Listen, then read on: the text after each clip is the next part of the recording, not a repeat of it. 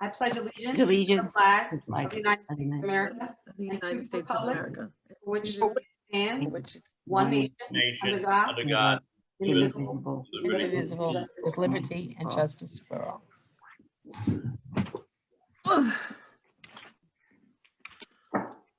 The New Jersey Open Public Meetings Law was enacted to ensure the right of the public to have advance notice and to attend the meetings of public bodies at which any business affecting their interests is discussed or acted upon. In accordance with the provisions of the Act, the Fort Lee Board of Education has caused notice of this meeting to be published on January 15, 2021, and posted on the district website at www.flboe.com, published in the board's designated online media newspaper, The Record, filed with the clerk of the Borough of Fort Lee, and mailed to all persons, if any, who have requested said notice. Please be advised that this meeting is being taped and may be broadcasted on local TV and the district's website at a future date.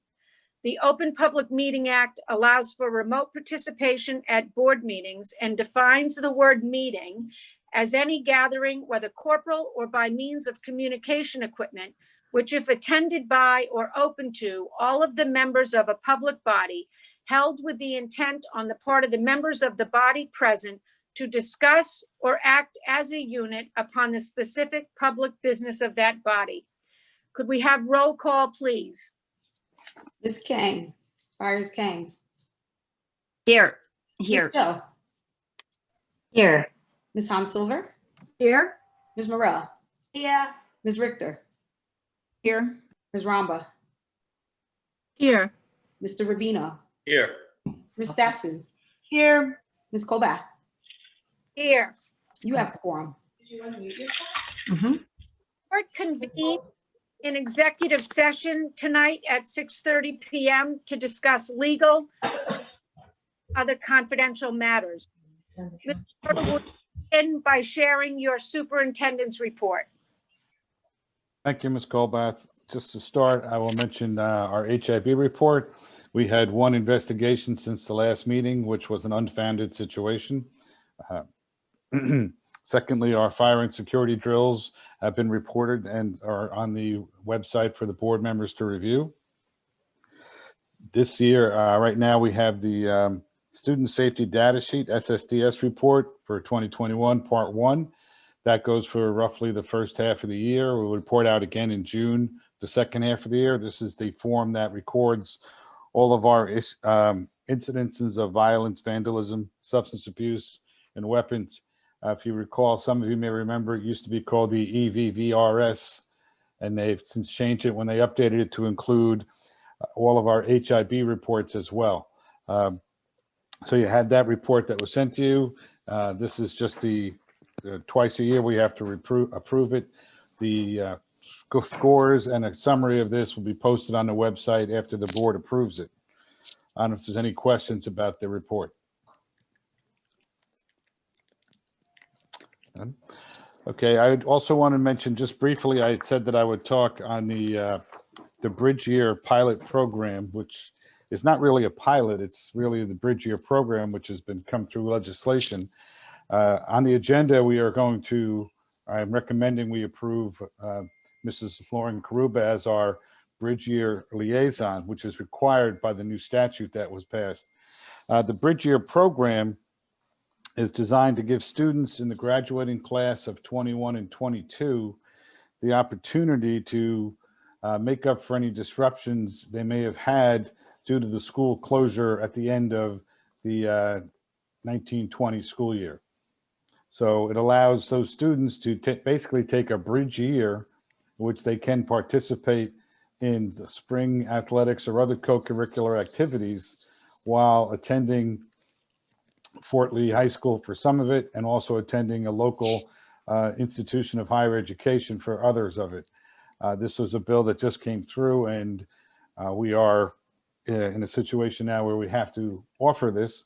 So a letter was sent out last week to the 11th and 12th graders at the high school informing of this opportunity. And Mrs. Karuba will be happy to take over this program if she is approved tonight, as I have recommended. So this is something new that just came up, started last year as a result of the loss of all spring activities during the last school year, the 1920 school year, based on our closure on March 13th.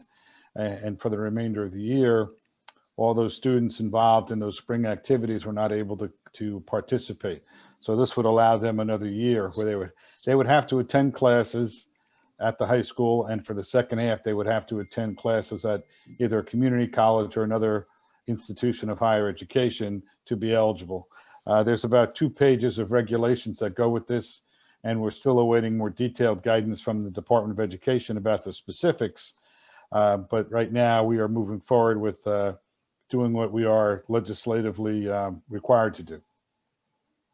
Are there any questions about the program? I have more details as I receive more details from the Department of Education that I can share about more of the specifics. There are still a lot of questions about the program. One of them involves the cost of transporting students and things like that. There's a lot of the details that have not been ironed out yet. No? If you do have questions, as I said, I'll be providing more information as we move forward, and you can always let me know later. The final thing I have tonight is to introduce Mr. David Gannon, who is here from our auditing firm to do our annual audit review. He met earlier today with the Finance Committee and gave them an overview, and he is here tonight to give us the public review of our audit findings and audit report. So I will turn it over to Mr. Gannon. Dave, thanks for being here tonight. We appreciate it. And before Dave gets started, I'll just share a high level about the audit. Dave's firm, PKF O'Connor Davies, performed a review of the district's financial statements and internal controls. Copies of both the CAFR, or Comprehensive Annual Financial Report, and the Audit Management Report are available electronically, with hard copies available upon request. Dave is the managing partner. He's here today. He'll share, as Ken mentioned, that the district received an unqualified or an unmodified opinion, and he'll talk a little bit about that. The financial statements, they reflect the district's activities in material ways. And this year, there are no formal recommendations. So that is wonderful. So there is no corrective action plan for this year.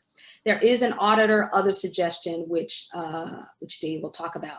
The district ended the year with the maximum undesignated fund balance of $2,003,915, which is the state maximum. And we've added to our reserves. So we added $4.3 million to capital reserves. So our capital reserves total about $9.5 million now. Our emergency reserves, we added $350,000, now totaling $600,000. And our maintenance reserve, we added $1 million. So that now is at 1.5. Dave. Good evening, everybody. Normally we do this presentation usually in December. Usually the deadline is December 5th. However, over the last number of years, the state of New Jersey has been required to provide us certain information as it relates to both pensions and other post-employment benefits. And unfortunately, the state just hasn't been able to provide that information on a timely basis over the last 3 or 4 years. So there was a statutory change in the deadline just for this year. The deadline is February 5th. We've issued our report last week. So that report will be filed on time in accordance with the revised statutory deadline. The audit takes approximately about 4 weeks of time. We are required to audit both the financial statements as well as the grant programs of the school district. In relation to that, we also look at internal controls and certain compliance matters just to make sure that the district is complying with applicable laws and regulations and grant requirements. So we have issued an unmodified opinion on the financial statements, and what that means is that the financial statements are free of material error. They are in compliance with generally accepted accounting principles as well as relevant GASB standards.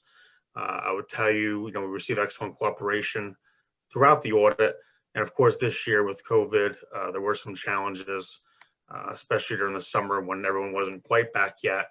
But we were able to do most of our work on site with the cooperation of the Central Administration Office. I will tell you that the financial statements that the business office prepares are very good quality. So, on a monthly basis, you can be sure that those financial statements are in good order. As Hakisha had mentioned, a little bit about the reserves and the fund balances. The district did end at June 30th, 2020, a general fund balance of $14,779,000. That was an increase of $3.9 million. As Hakisha mentioned, the unrestricted piece is only 2%, and there's several different reserves, as well as some monies that are dedicated towards being utilized as funding sources within the 2021 budget.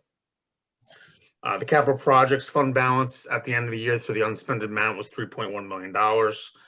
That's down from $8.1 million from the prior year, but of course that's to be expected.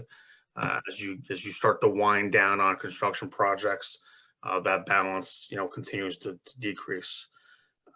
As I mentioned, we also, in addition to doing a financial statement opinion, we're also required to provide an opinion on the compliance over the major federal and state programs that we're required to audit in a given year, and we've issued modified opinions on those on compliance. We found no material weaknesses, no significant deficiencies, and again, even though we have we do a number of tests of regulations and compliance, we didn't find any statutory violations that require corrective action. As Hakisha mentioned, we did note one item in the purchasing process that we just thought perhaps there's some improvement to be made, some consideration to review, but nothing of significance that would require a formal corrective action plan. With that, if there's any questions that the board has, I'd be more than happy to answer them.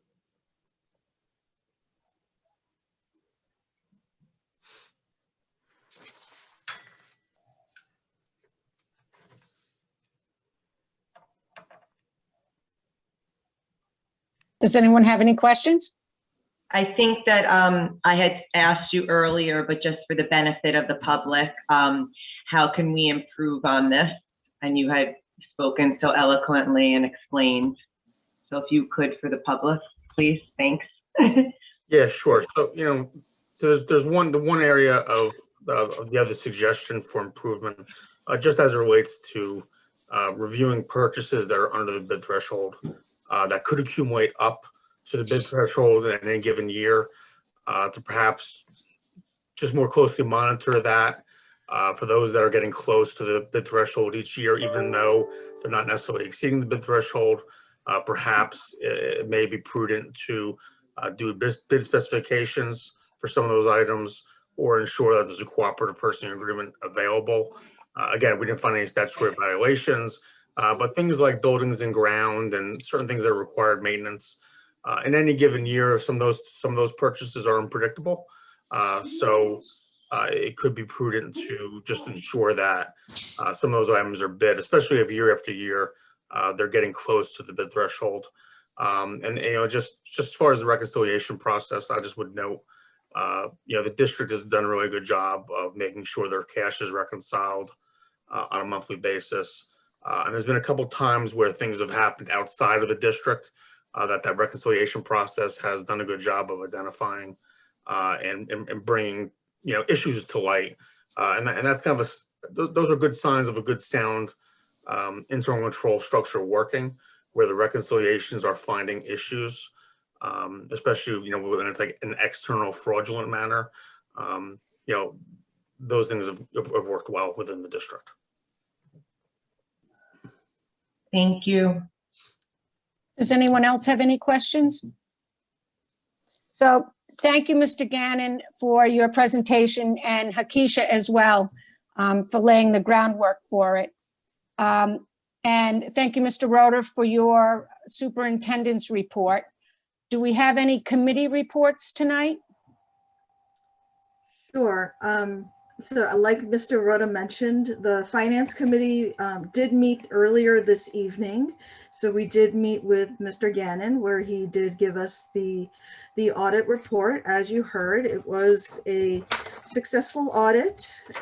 So, we did have some more questions for him, and he basically gave us the same report that he presented to the board. And the other business that we discussed during the committee was the preliminary budget. We just started to talk about reviewing the revenue streams that's basically all we did in terms of the preliminary budget, was just going over the revenue streams and, you know, what some of the projections were, and the changes from last year. You know, some of the discussion was what the effects of COVID were in terms of the miscellaneous revenue. You know, some of the miscellaneous revenue that we usually receive, things like the revenue that we get from the aftercare program, the pre-K tuition, facilities rentals, things like that. You know, that was definitely affected. You know, the total miscellaneous revenue, I believe, was about 150,000. So it's not significant, but, you know, that's something that was definitely affected. You know, Hakisha also discussed with us the adjustments and waivers that we've received in the past. And so this year we are not eligible for any adjustments or waivers. Previously, we've gotten a enrollment waiver where, due to the increase in enrollment, where we were able to go above that 2% tax levy. And also where previously there was a healthcare waiver due to the health premium costs. And so we won't be able to get that either this year. So those were the topics of conversation during the Finance Committee. Are there any other committee reports? I want to thank Esther and Candy. They both attended this past week the Garden State Coalition meeting, which was very informative. And I know, Holly, you've registered to attend the next one, where the Commissioner of Education, actually Senator Ruiz will be in attendance, which should be very interesting. So I appreciate you both attending. Ken also attended, and so did Diane Baker. And I think that those meetings are informative for us to get known as Fort Lee Board of Education members, and the topics that they discuss are always timely. So if there are no other committee reports, thank you for that Finance Committee report, Esther. Do board members have questions or comments on tonight's agenda or any other topic?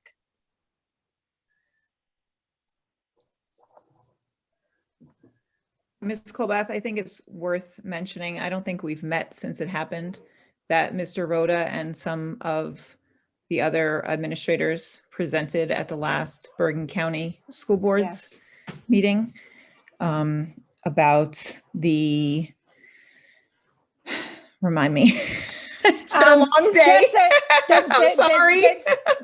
There were presentations on the challenges that districts, that students are finding with remote learning, and our high school team. Did I jog your memory? I'm happy to give. Yes, I apologize. It's been a long day teaching remotely in the middle of a blizzard. Yes, they focused on the high school. There were other districts that presented on the younger grades, and they presented information to the Bergen County School Board Association members on the social emotional learning and other things that they're focusing on with our students, as presented in the newsletter. I think that got sent out yesterday by Ms. Karuba, the email about the newsletter and guidance counselors report. Yeah, just to add to that, it was our director of counseling at the high school, Lauren Karuba, our high school principal, Lauren Glenn, and Mr. Rhoda, and they did a very fulsome and interesting and practical presentation for all Bergen County School Board members on techniques and strategies that we're using in our district to address those very important issues. So thank you, Kristen, that I had forgotten about that meeting, which was actually very well attended. Anyone have any? I have one question. If we could, Ken or Hakisha probably, on 5F, if you could just explain for everyone's benefit, the tweaks that are being made to our budget calendar, and what the major milestones are that we have to meet. Yes, it's 5F. Yes, the election calendar was distributed, and the election calendar actually drives our budget calendar. So there are a few dates on the second page as it relates to the budget, the governor's budget address, which now is finalized, as well as a few of those other dates that are driven by the budget address. So there are minor tweaks based on the governor's budget address, which I think on there it's listed as February 23rd. Is that right? I'm not sure. I don't have it. Yeah, there were small adjustments based on the election calendar being finally distributed. Thank you. Are there any other questions on tonight's agenda or any other topic? I have a question on another topic. I would like to say at the last meeting, I had asked Mr. Rhoda if he could get the data for us, and I appreciate him doing that. And I would like to see if we could talk about some of the cohorts that are quite small with 1 or 2 children in them at some point during this meeting. Thank you. So we can have that discussion now if people want to weigh in on it, or we could wait until after public comment. I mean, I leave it to you. If you want to have the discussion now, it's an appropriate time, or, you know, we can have it later. I'd make a motion, have it right now. Well, we don't need a motion to have the discussion.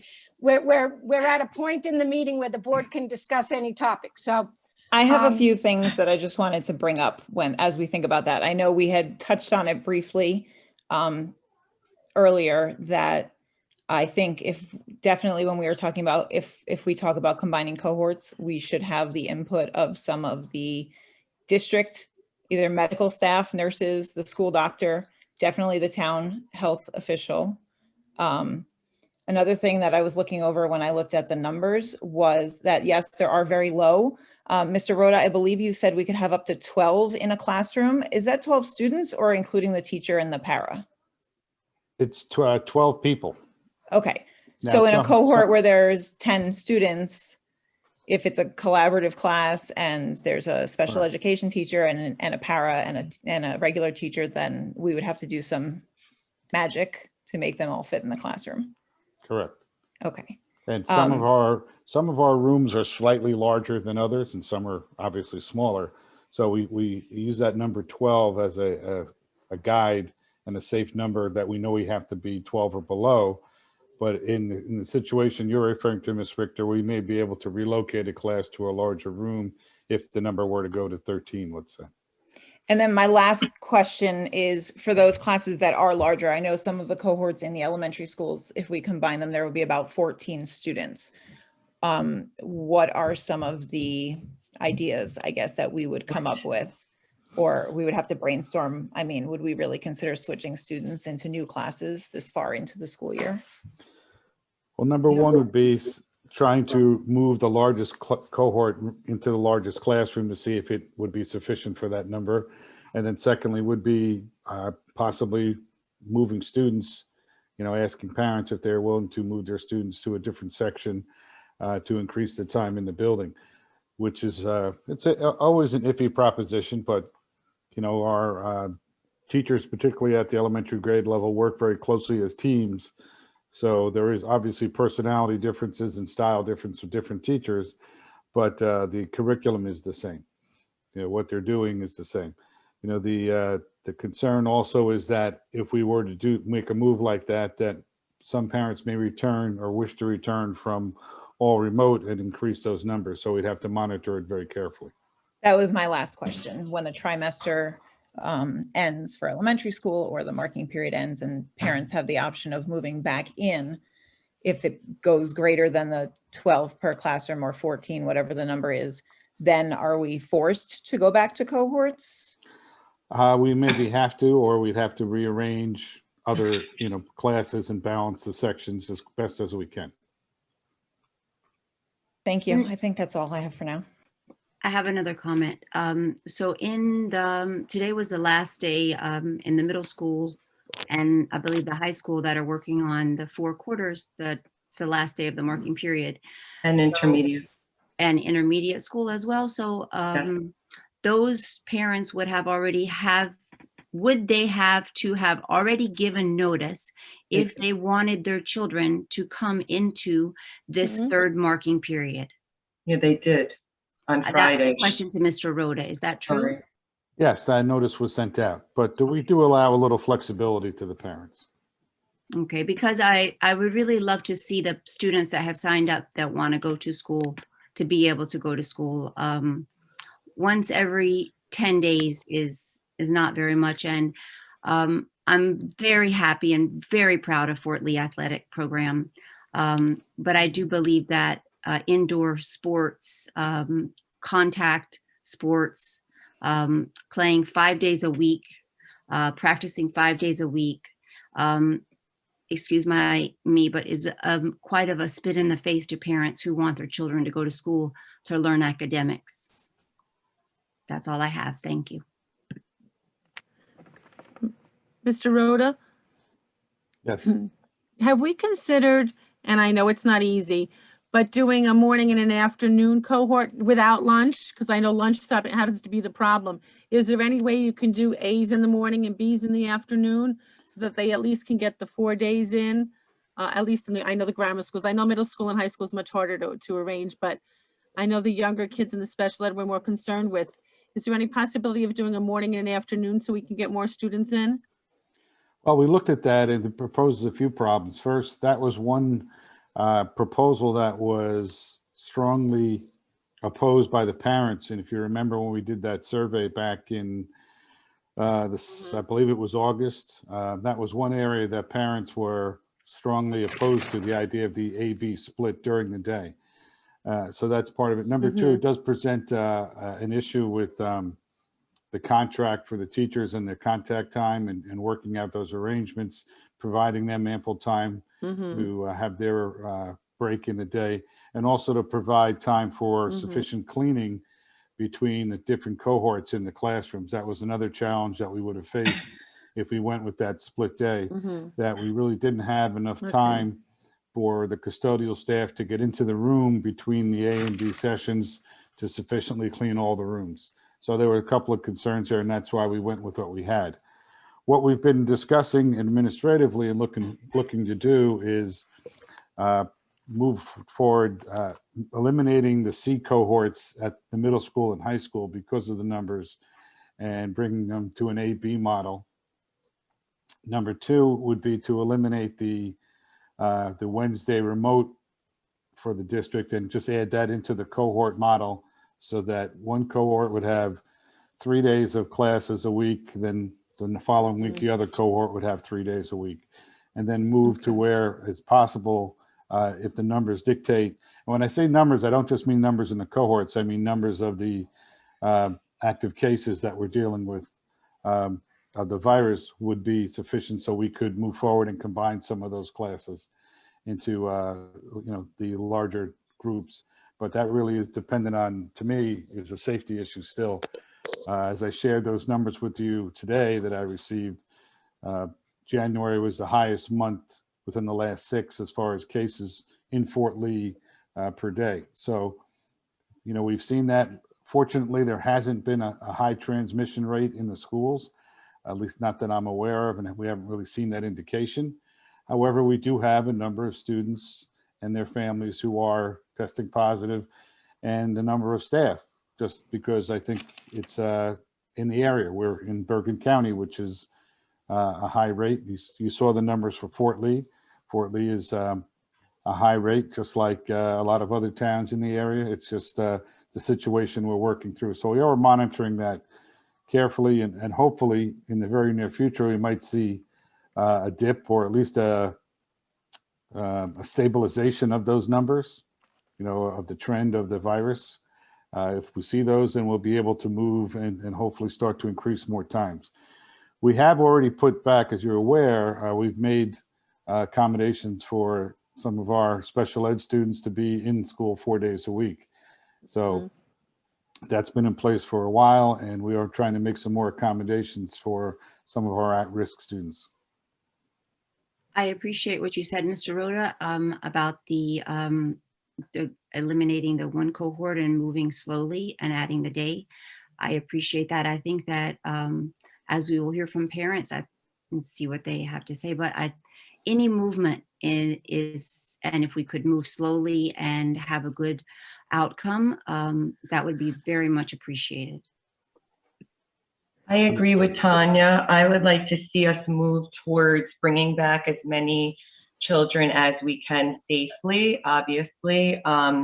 You know, I just think that like when the town was telling us a while back that the numbers were down, we didn't necessarily bring back the kids. Now we're saying that town is telling us the numbers are up. We're still not bringing them back. You know, as far as the cohorts, I went through every single school and every single class, and there's one class in school 4 and one class in the elementary in school 1 that would add up to 13. The rest are all under 12. So I think that realistically, if our number is 12, might have been a couple that were 12, and we can, you know, do that safely. The other thing is, I agree with Tanya about the sports. And I mean, my son is a huge, you know, he plays 3 travel sports. So I don't want to see sports go anywhere, but I don't know how we can justify, you know, kids playing contact sports 5 days a week, you know, games on the weekend, you know, parents that called saying, don't open the schools, you know, it's not safe. And then their kids are playing sports without masks. I mean, it's just, it doesn't make sense to me. And I mean, I say this with utmost respect. I'm not, you know, trying to pick a fight. I just want to see the kids getting back in school. You know, a lot of them are suffering. And they're also not just suffering mentally, they're suffering physically, health consequences. So this is a personal situation for me, as my son is suffering physically. So I would really like to see them get back soon. Well, Ms. Stasso, I don't disagree that we have obviously a lot of consequences for all of our students, and our staff as well are having a very tough time going through this. But I would say I believe that the numbers you may be somewhat off in some of the numbers you're looking at. I'm happy to go through that with you again. And I do want to mention, you know, the athletic programs that are running are under very tight scrutiny. The coaches, the athletic director, the trainer follow very strict protocols about their behavior, their interaction with the team, with their teammates, and what the rules are. You know, for example, the high school athletes do not use the locker room because it's not considered safe. They don't have an opportunity to go in other than individually to use the bathroom facility. They don't go in and change as a group. They don't do those things. There are very strict protocols in place. And in discussing this, we felt it was worth, it is a risk that the kids are taking, but they are older students and they're taking a chance on, you know, something, but it's also something that we can provide for them that's important to give them opportunities for some of them. It's very important, but I agree with that 100%. I understand your concerns, but I will assure you that we're taking every precaution we can, and everything that the NJSIAA has required, we are living up to. And I think they should play sports, but I think they should also go, you know, go to school more. I don't think that sports should be taken away. My son's playing basketball, playing baseball, and I'm not saying that sports should be taken away. I'm just saying if, then, you know, if that makes sense. Nope, I misunderstood. I'm sorry. Thank you. And I'm saying that our classrooms are safe, as you have said, and for students to come into the school 6 feet apart from each other as they line up to go into the school building. They have their temperature checked every day. They sit 6 feet apart, social distance in the classroom, to sit down and learn academics, to get out of their home and to be in an environment where they can focus and learn. It's not a huge amount of students at that middle school level just to take away that one cohort, or at the high school just to take away that one cohort. It's a very, very small number. As you know, it's not big movement. And you can watch the sports, which are lovely. I'm so happy that those children have that opportunity. Every child saved is is a child saved, and we want to save as many children as we can. But if you watch the videos, the children are playing sports. They're playing without a mask, and they're coming up with, when the basketball is coming across the court, the kid from the team is in the face like this. They don't have a mask on. They're in the face like this. They're breathing in the face. They're moving in this. And when children come to school to learn, they come to school, they sit down in their little area, they sit in their rooms and in their seat. They're not doing anything crazy. They're 6 feet apart. They're looking at their computer, but it's just, I'm happy with the sports. I'm not condemning the sports. I'm just saying, please let these children come to school to learn. Please find a way to make it work. We should work on that tonight and vote on it tonight. We keep postponing it because someone can't. Vote on what? What's that? So combine the cohorts. So I just want to reinforce, oh, sorry, I thought you were done, Mike. I'm done. I'd like to combine the cohorts and vote on it. So then at an appropriate time, you can make, a motion towards that end. I just want to reinforce a couple points. I think everyone knows where I stand on this, and I've been patient, and we finally did collect the data. We've looked at the data. I think universally schools are not super spreaders. They're not places where people are getting COVID. If you look at parochial schools and private schools, you're not hearing horrible stories. I think last week was the first week we had an in-person student test positive since the beginning of school. Our schools are safe, and schools on the whole are safer than where our students are hanging out together and going. And so if we can get them into an environment where we are vigilant about masks and social distancing, we are helping our students. And the second thing for me is that, and everyone has heard me call it this, we are dealing with a pandemic within a pandemic. The longer you keep students, especially young students, isolated without the socialization, and while we're stepping up and we're trying to create programs and we're checking in and we're monitoring, whether they sign in, the fact of the matter is that this is not good for children to be isolated and at home staring at a screen. It's just not, I don't get engaged looking at a screen. This meeting, looking at a screen, is not the same when we are all in person, and it's worse for students. I think the one thing that hasn't been hit on is our administration is nimble and very well informed. And if something were to change quickly, we would change and go all remote or go back. This is not something where when we make this decision, we're in it forever. They'll still have a choice. I don't mean every parent would still have a choice to stay. Well, that's a different point. If we combine cohorts and we see that somehow numbers within our schools are changing, that can be unwound overnight. Your point, Mike, is we're not forcing anyone to go in person.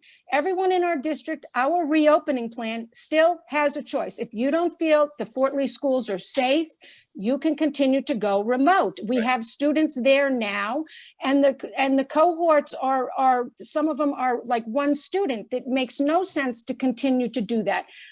So I'm absolutely in favor of combining the cohorts to the extent the administration thinks that they can be effectively combined. And I think we should have that done, have a target date of like next Monday. So my point is that Kristen made a very valid point about this. And considering she's an educator and teaches in Leonia, I don't understand why nobody is listening with any kind of merit to what she said. And all she's saying is that she wants to have Miss, what's her name? Scarpa? She wants Miss Scarpa to come and meet with us. Now, I understand that this lady does not work for our district. She works for the municipality. And she's, because of COVID, is extremely busy. And I understand it's been difficult for her to find the time. But Ken has already said to Kristen, after Kristen asked several times, can we meet her at her availability? And Ken said that he would reach out to her tomorrow to find out when she's available so that we can meet. Oh, well, take your thing off mute. Kristen, jump in. I didn't want to interrupt you. I was waiting for you to finish. Okay. No, so I just want to, Go I ahead. want to say, because I was going to follow up with what Ken was saying, I am totally in favor of removing that Wednesday and letting the 3 days of A, 2 days of B in the elementary schools, and then 2 days of A, 3 days of B. I have nothing against getting rid of the C cohort in the upper grades and combining them as soon as possible. My main concern is figuring out when we go over that number in the younger grades. I would not be in favor of uprooting a child from a class that they've been in since September and moving them. That's traumatizing enough to some kids. They're comfortable where they are, and if they're in person, I'm sure some parents would say, hey, move my kid if it means they'll be in school more, but there's others who are not going to be very willing. And I just look at my own second grader, and you know, I just, that's my question. What do we do for those kids who go over? That is I'm not against going more in school. I've been working in my school since September. I see my students every day. I'm the only building in my district that is open right now. The others are all closed because of COVID cases. However, these are things we need to think about. We also need to think about, we can't just say, hey, tomorrow we're moving these people back, because as Candy knows, we're the only two teachers on here who are teaching live to kids in person as well as kids on Zoom. And our teachers need some time to adjust to that. Yes, they'll do it. They always do. But it's stressful. And suddenly to have 2 kids in a cohort, to have 8 kids in a cohort and have to focus more on those kids as well as the ones at home, I'm not in favor of doing it overnight. I think, as Tanya said, as much as we can do slowly, and Julene said slowly and safely, absolutely I am in favor of. But I do think we need the input of health officials also. And Kristen, I agree with you more on the children, because we're talking about mental health. That makes a big deal to them if you're changing a teacher. And you know, in February or March, you're changing a teacher, especially for the little ones, because as much as we're a face on a screen, we're all they know right now when they're attached to us. So you're going to change them and put in another classroom with another routine. Yes, our academics are the same, but everybody's personality and routine is different. So again, we're talking mental health. We have to think of it this way too. When you're taking them out of a cohort that they have been in, they know the other faces on the screen. Even just knowing them on the screen, they have made friends. And so you have to think about that too when we're doing it. So I agree on that 100%, Kristen. I agree with you as well. I do want to bring up one point. We do have teachers every day, not every day. We do have teachers periodically throughout the year going on maternity leave, retiring, situations like this, that children are moved to different class, that are introduced to a new teacher. So that does happen. And another thing I would like to bring up is, I do know a couple of people who are sending their children 2 days that are happy with the 2 days and wouldn't want to send their children anymore. So it's not necessarily that the number that we see on the paper would be a complete number of children that would take that opportunity to come more. That's just a point I wanted to bring up. I think the first step before I had my hand up, Holly. Okay. I can't see everyone at once, so go ahead. Sorry, I'd like to because she speak. hasn't spoken. I think we're focusing on I think we're focusing on a number that's so minute. You know, Mr. Rhoda, how many, did you say, am I wrong, that you would put 12 in a classroom, or is that number too big? I think I heard you say 12, is that correct? 12 individuals, including the Okay. teacher. So I think that we need to find out exactly how many it is.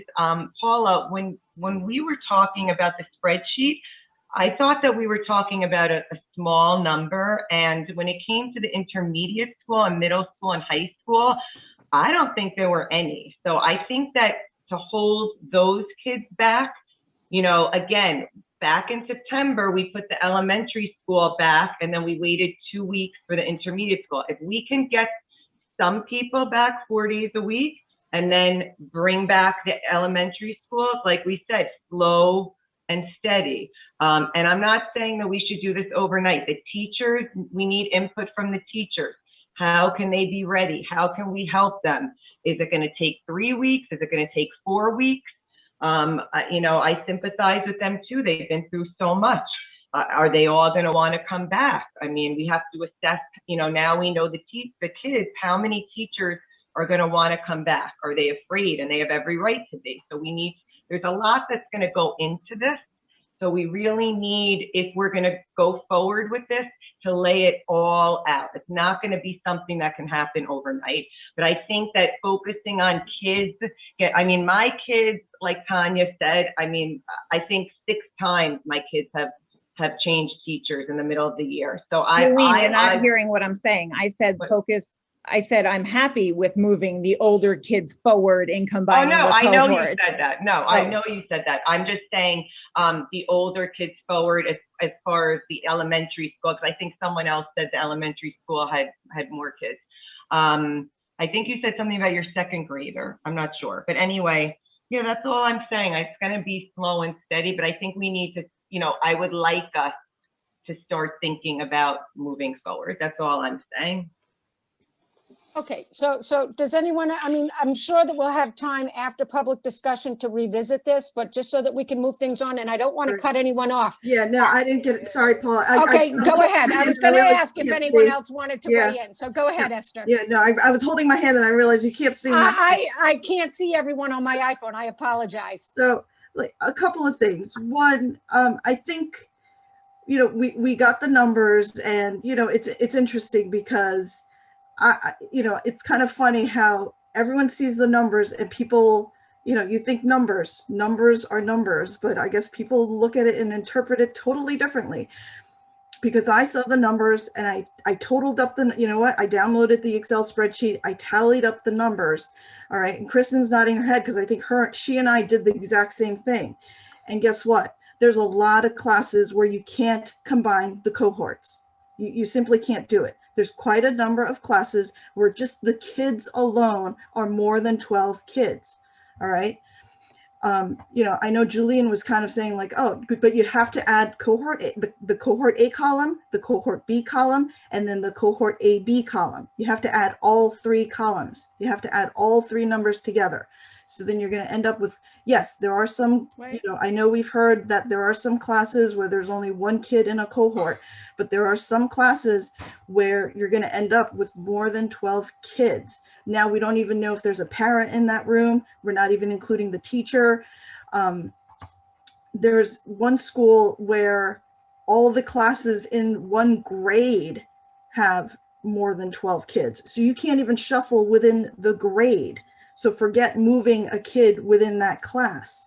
So what are you going to do? You're going to have to relocate all the classes for that one grade within the building. Esther, I have the list right here. There's only one in the intermediate school. I'm only talking elementary. I'm only talking. Oh, okay. Sorry. I'm only, because I focused on the intermediate, middle, and high school. So I'm not, there's only one class in intermediate school that has above 10, just to let you know. Yeah, I'm only talking the elementary schools. And I don't think you can kind of, and Kristen brought up a good point about, moving kids to a new teacher. Kristen and Candy were talking about that. And yes, people go on maternity leave, and yes, they, sometimes they have to adjust to a new teacher. That's different. That's a whole class getting a new teacher versus taking Johnny, and Johnny is the one that has to move to a totally different class while all his friends get to stay with Mrs. Smith, but he has to go to Mrs. Jones. That's a totally different thing. They'd have to agree. They'd have to agree. That's a totally different thing. So that was the second point. And Paula brought up social distancing. That's the key thing here. That's why we're looking at these numbers. That's why that number 12 is important. Plus, we all know that these buildings are big. These buildings are old. The classroom sizes, vary. We've all taken tours of buildings. We've all seen, our kids' classrooms.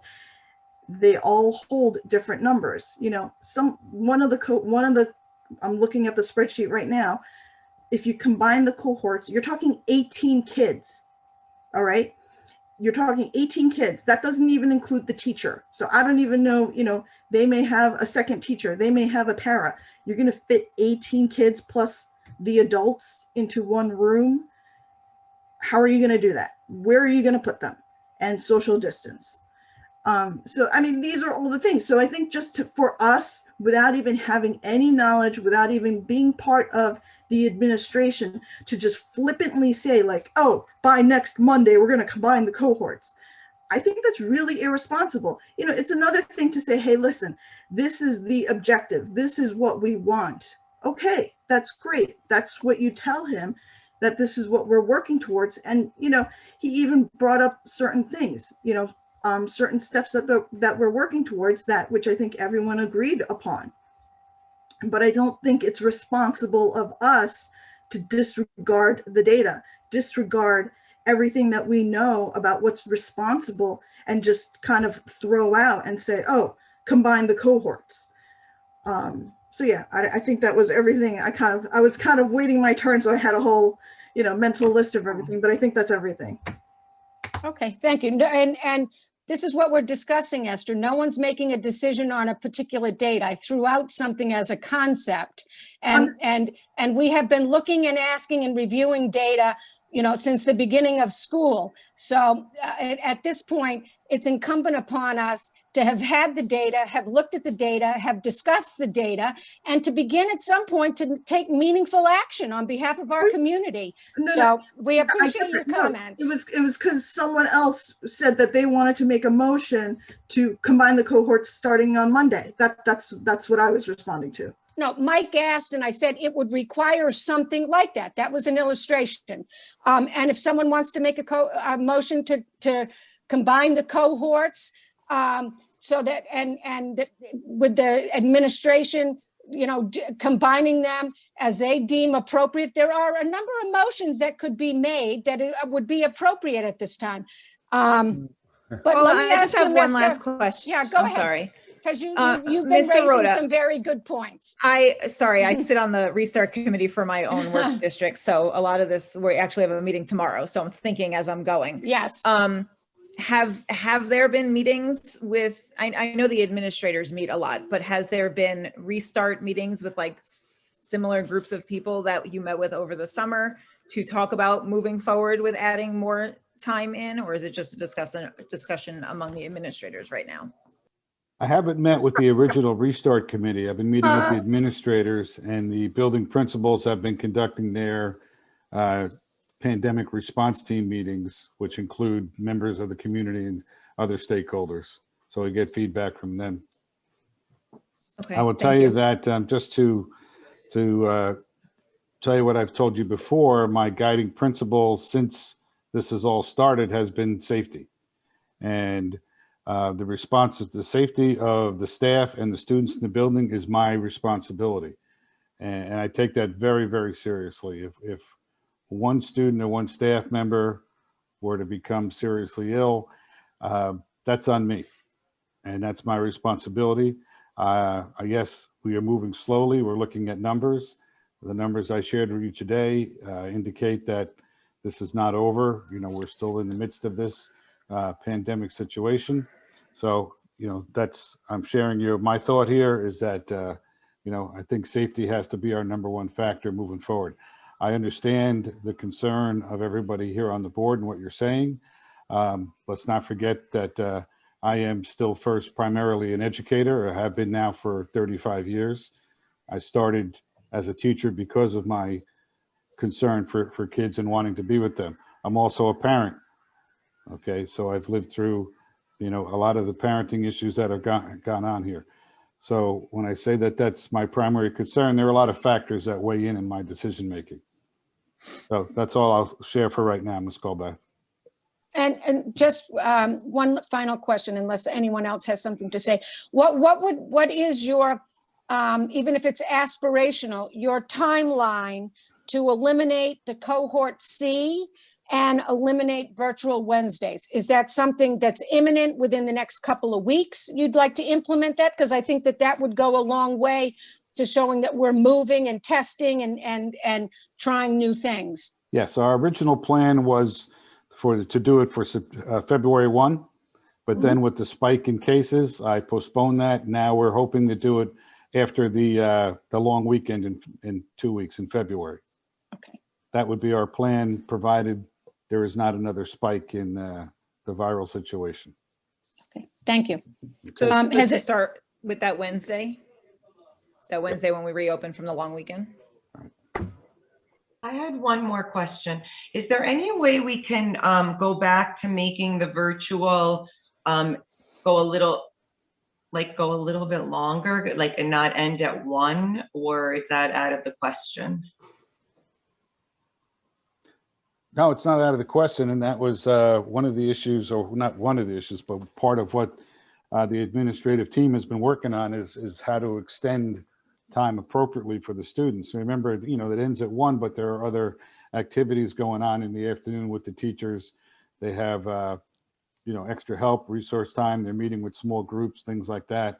For the Sure. elementaries, that's the primary time for their special activities. So there's a variety of things that are happening at that time. There's a lot, once again, we take a lot of factors into consideration.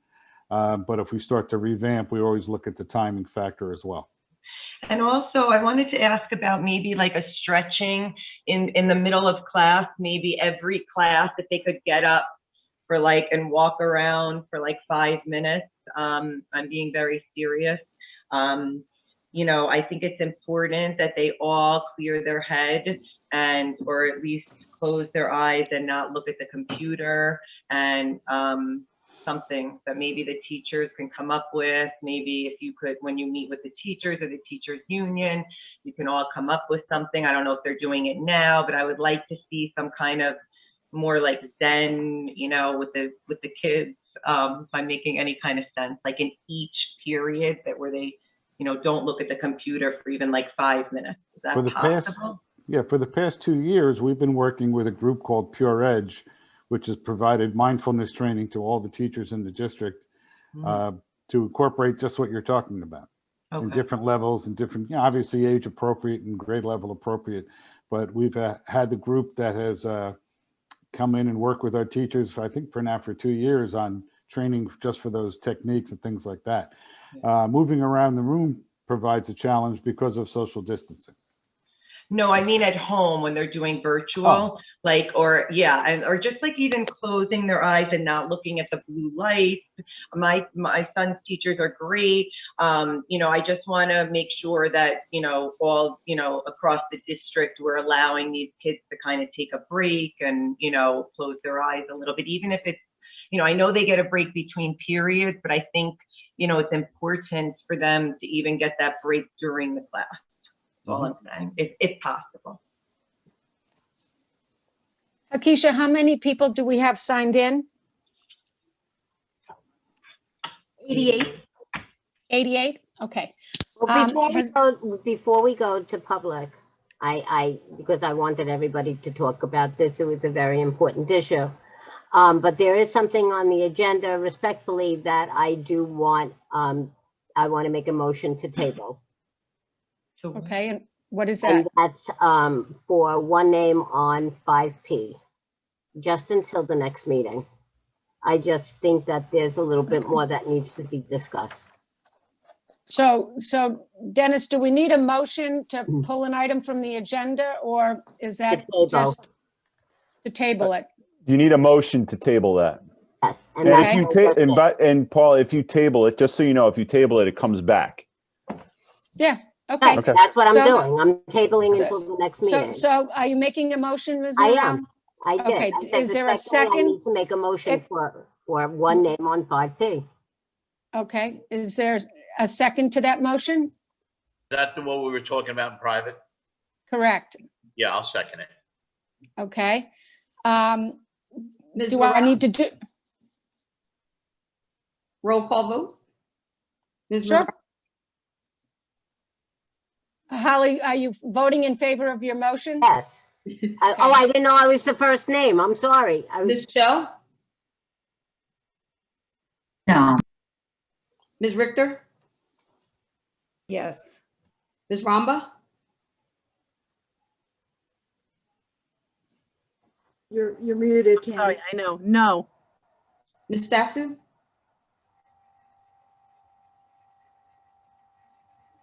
Julene, you're muted. You're voting on a motion to table 5P. No. Ms. Byers Kang? How do, I'm taking myself out of this one. What do I say? Abstain. Yes. Mr. Rubino. Yes. Ms. Hans Silver. No. Ms. Colbath. Yes. I don't believe the motion passes because there's not a majority. So the motion fails. Dennis? He's muted. What? You're I muted. didn't- It's going to be the quote of 2020, right? So you're muted. I apologize. I had the vote at 441. It's a failed resolution. Thank A you. failed motion. Yes. Okay. All So, right. yes, may I have a motion to open the floor to the public? Motion. Richter and Morel. Oh, thank you. All in favor? Aye.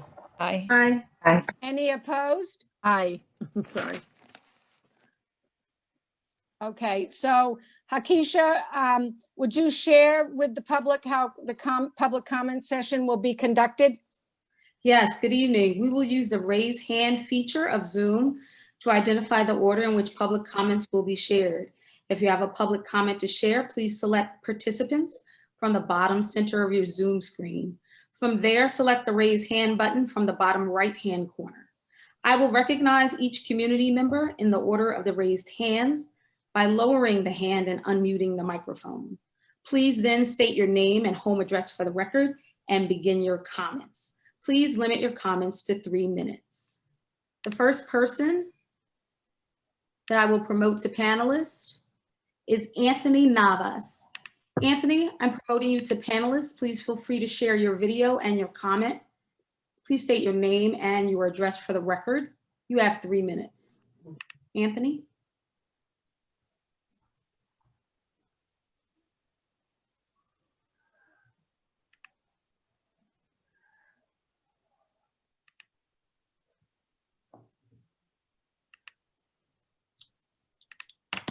Seem to have lost Anthony. I don't see him as.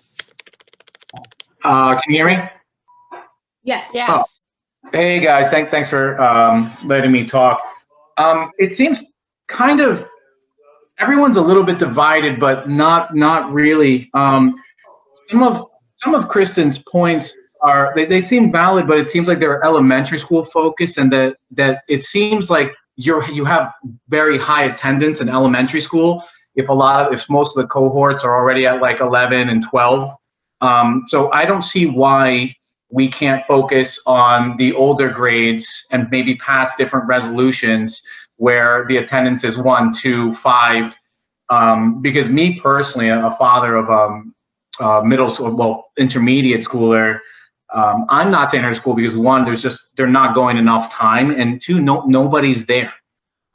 So I would like to see some resolution to get more kids in the classroom of the schools that don't have anybody, instead of focusing on, if it's traumatizing to elementary schools, like let's leave it as is. If it's already working, let's leave it as is, and let's focus on intermediate, middle, and high school, and pass resolutions. And something that I just want to comment on that I heard, that I'm not going to call anybody out, but hearing that it's not responsible to pass motions.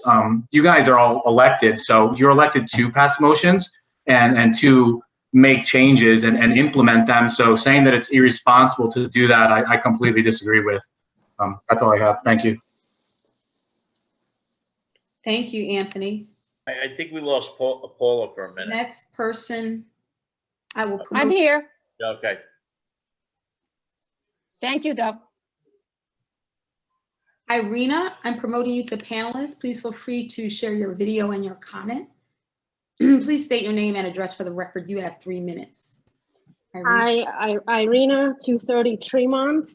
I would like to support trying to combine as many cohorts as possible.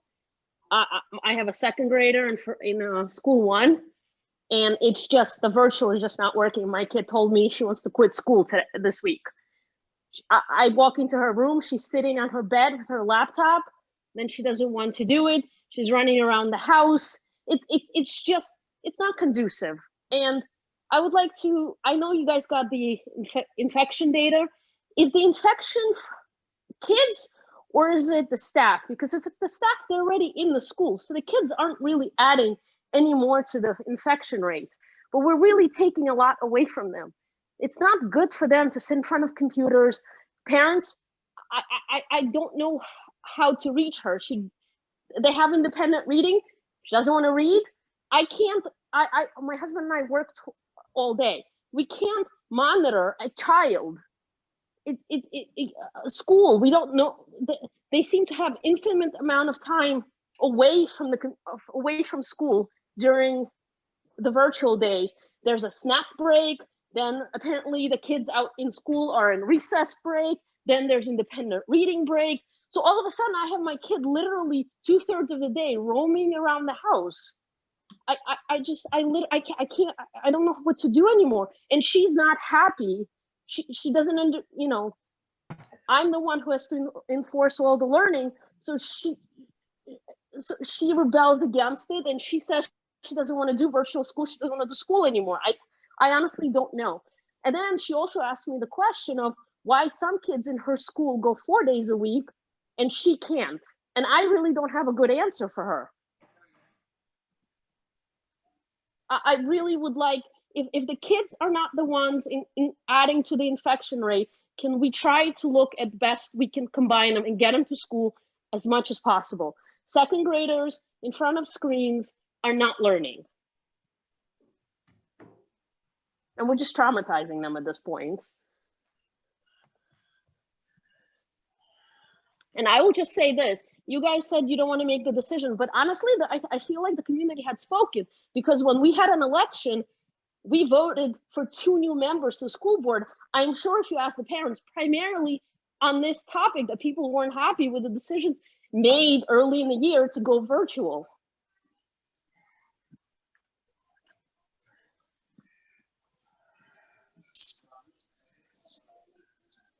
So that would be my comments. Thank you, Irina.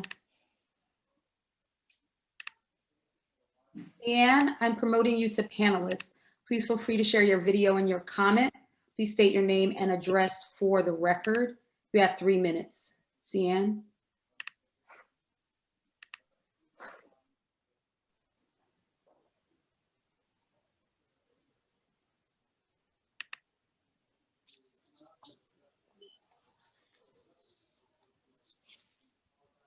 Cian, you have to unmute yourself.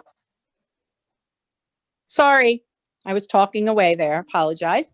Cian Spawn, 33 Center Street, Pompton Lakes, New Jersey. Can you hear me now? We can. Okay, great. Okay, so I just wanted to make a few points based on what I was hearing here. I think we're forgetting right now that the pandemic is, there is a new variant that is going around, which is highly contagious. And that concerns, I know I get comments and kind of focuses for many of my members regarding that new variant. They are very concerned about that, and that it does spread more easily than the previous variants. I would like to address virtual Wednesdays as well. Right now, I know Mr. Rhoda has spoken of this before, but in many cases, when we look at the quarantining and we go back the 2 days, that virtual Wednesday has really kept us from having to quarantine even more people, because we have had that day where the school was able to be cleaned and everybody was home for that day teaching from home. So I do see a lot of value in the virtual Wednesdays. I think you're also forgetting that at the middle school and the high school, students move from class to class. That is the most dangerous thing to do. There are no cohorts there. When you say cohorts, yeah, A, B, C, but the kids are mixing all day long. It puts everybody at risk throughout the day. That is very, very dangerous to do. And the only reason why we don't have as more spread than we should have is because the numbers are so low. So when people say it's not spreading in schools, it's because nobody's in the schools. It's because it's safe to be in school right now because there's not a lot of kids in school. When you start bringing the children back, too many of the children, before we've been vaccinated, before the staff have been vaccinated, you're looking for trouble. that you're definitely looking for trouble. I agree with Mr. Rhoda. I think safety has to come first. I think safety is most important. Right now, we are in a unique situation. This is not normal. We are in a pandemic. So we have to be patient. We have to just ride this through a little bit longer. The vaccine is rolling out. In some cases, we'll be able to get that one dose, many of us, when that starts coming out. And I think we have to not be rash and kind of rush to judgment and throw all these kids back in the classroom. You are going to see spread. I have evidence from a teacher who does not leave her house. She literally does not. She lives with vulnerable parents. She came down with the virus at the middle school, and the only place she could have gotten it would have been in the school with the kids that were in her room. That's the only place, because she doesn't go anywhere. She doesn't do anything. And I felt really bad for her that she had to be sick for the last few weeks as a result of getting COVID while she was teaching in school. Same with me. I wasn't going anywhere. I wasn't getting my nails done. I don't do any of that stuff. And I got COVID from teaching in school or being in school. I do deal with Chromebooks, so maybe I'm a little more high risk, but I definitely believe I got it while I was in school. So I think we're forgetting here a few different things. And the whole 6-foot distancing is a myth. That is a total myth. Look it up. 6 feet away does not mean you're safe. That is not going to protect the teachers and the staff. And in the middle school, we don't have all those little plastic dividers like they have at the elementary schools for every single desk. And the kids and the cohorts are mixing. The kids go from one teacher to the next to the next. So I think we have to remember that when we're looking at some of these comments that say we should be combining and making the classes bigger and all of those things. 12 kids in a class, I can tell you right now, you'll have more teachers that probably will have to ask for an accommodation if you start putting 12 kids in a class, because it's going to put them at risk.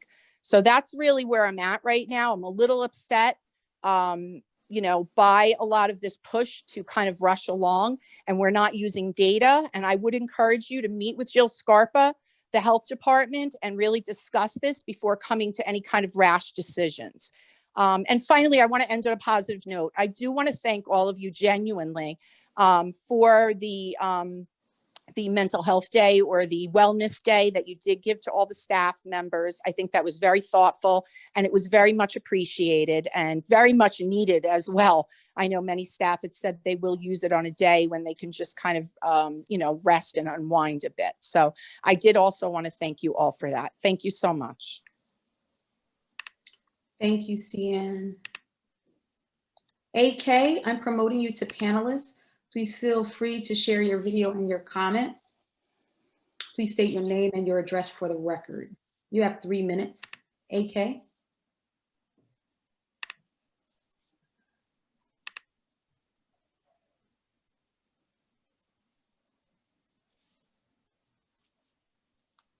AK, you have to unmute your microphone.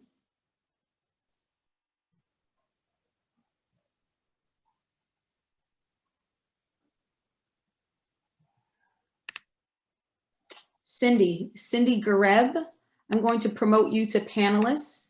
Please feel free to share your video and your comment. State your name and address for the record. You have 3 minutes. Cindy? Hi, this is David, Cindy's husband. Thank you very much. And thank you all for your time. I was all for, let me just start by saying, I started out for my 2 kids, they're both in high school, junior and a freshman. I was all for hybrid. I was all for going to school, but after about 2 months, I didn't see any benefit whatsoever. They were going in to the school only to log into their computer / Chromebook. A lot of the teachers weren't there for their safety. So I don't see, I know the push earlier was to bring the kids back. And again, I would be all for it, but at this point, it's not safe. Statistically, the kids, they don't have as many infections, but you got to think of our teachers. If there's more kids, yes, the kids are wearing masks, but it's in the air. Again, I just don't see the need. If you're going to go in, not to be repetitive, but just to stress my point, if you're going to go in, you have to have the teachers there. But if you're going to have the teachers there, the teachers have to feel safe. And then touching on the sports, if they're playing sports, they're signed up. At least they're going. They have practice. They're they're doing the sports. I can't say the same for the school. They're going to school to sign into their Chromebook to do the same thing they do at home. So unless that's going to change, again, I'm all for hybrid, but you have to have the teachers there. But to have the teachers there, they have to feel safe, and it's just not safe at this point. So that's what I wanted to say. Thank you, and Thank you, David.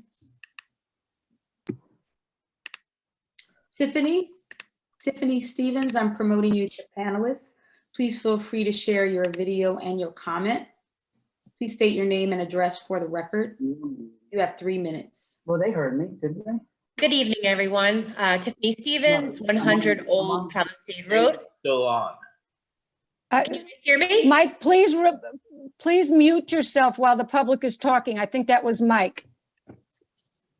I'm both a parent and a teacher, so I truly see both sides of this. I would love to have the cohorts combined. I totally get that everyone doesn't feel this way, but it is a choice whether or not we want in-person instruction or not. Before I even get into the educational part, my husband and I both work full-time jobs and we cannot work from home. The hybrid model does not work for full-time working parents. As for the educational part, these poor kids are losing out on so much, not only academically, but most importantly, socially too. Our children did not learn much from mid-March through the spring and summer months. Come September, the virtual experience in Fort Lee has been great and the teachers are doing an amazing job, but there's just no way that these kids will ever make up for all that they have lost in the last 10 months. The kids who are going in, are only there 2 short days per week in the elementary schools. I believe that all districts should have a virtual teacher who only teaches the virtual students and an in-person teacher who only teaches those that come into the school. This way, both types of learners get the teacher's full attention. As a teacher, I know that teaching both methods simultaneously truly is not the best learning setup for our children. My first grader is constantly asking when she gets to go into the physical school. The youngest kids of the school are especially missing out on so much. There's not much time to socialize besides snack time. They aren't even getting a chance to make new friends since they might only be 2 other kids in the class when they are in person, like my daughter. Since closing in March, they missed a big part of the foundation that children learn in kindergarten and first grade. They're also missing out on the fun that the younger grades typically experience. No parties, no crafts, no celebrations or holidays. Unfortunately, we will never be able to make up for this. I truly hope that at least the younger ones can get a true experience of what school is supposed to be like, since this is all they know right now. I teach in Tenafly and our kindergarten and first grade students are in school 5 days a week for this exact same reason. Thank you for your time and consideration in opening our schools for more in-school instruction.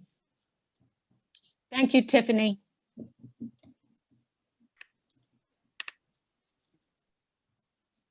Peter, I'm promoting you to panelist. Please feel free to share your video and your comment. Please state your name and address for the record. You have 3 minutes. Peter? Yes, hi. I'm not sure if you can see me. Oh, there you go. Yeah, well, I showed a lot of stuff. Okay, just got a quick question here. So, are the elementary schools, first of all, my name is Peter Suh. I reside at 238 Harmon Avenue. I have 3 kids. One in first grade at school number 2 in the special ed program. I have another child in the 3rd grade at school number 1, and I have another child in the 6th grade in the intermediate school. I have a question for the everyone here. The elementary schools, are they all equally crowded? I mean, I asked my child, and based on social distancing rules and the congestion, I mean, I've accepted the fact that the elementary schools cannot combine right now. Like, they already have like 9 in a class and like 7 in another. If you combine them, that's 16. It's not going to happen, right? I think we accept that.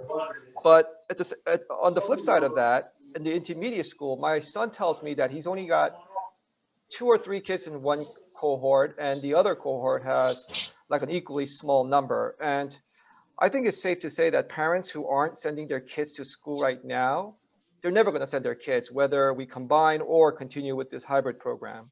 So in an environment where we only have 2 kids or, in a cohort, I mean, can we look into, handling the situations, separately and in a flexible manner? Elementary school, social distancing will not permit us to combine. Intermediate school, it seems like we may be able to combine. So maybe we can, be a little bit more flexible and just look at that.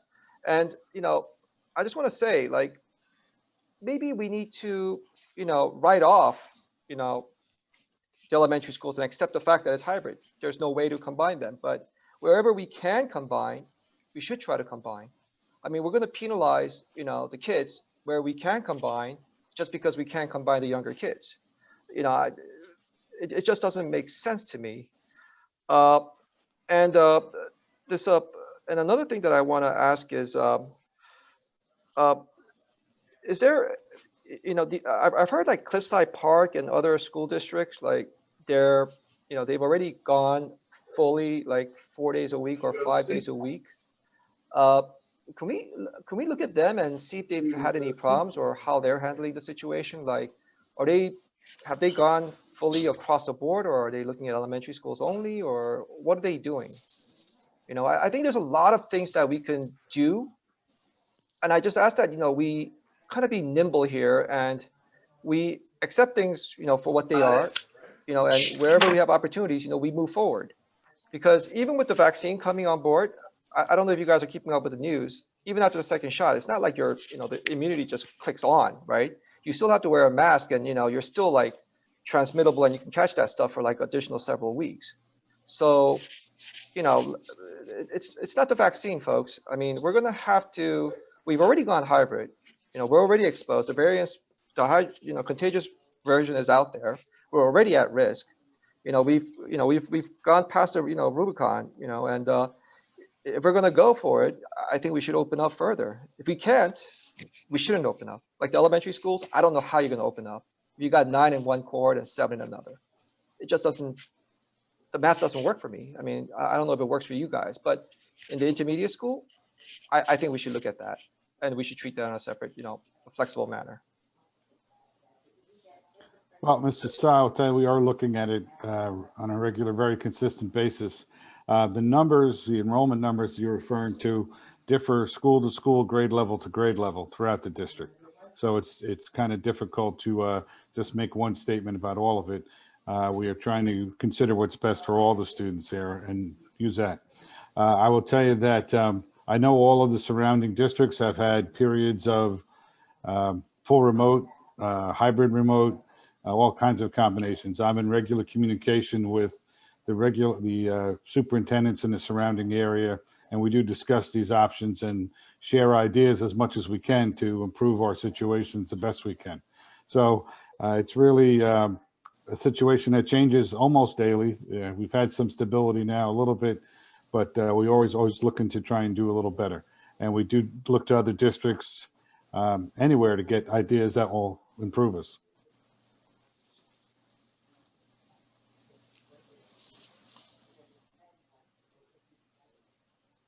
Thank you, Peter.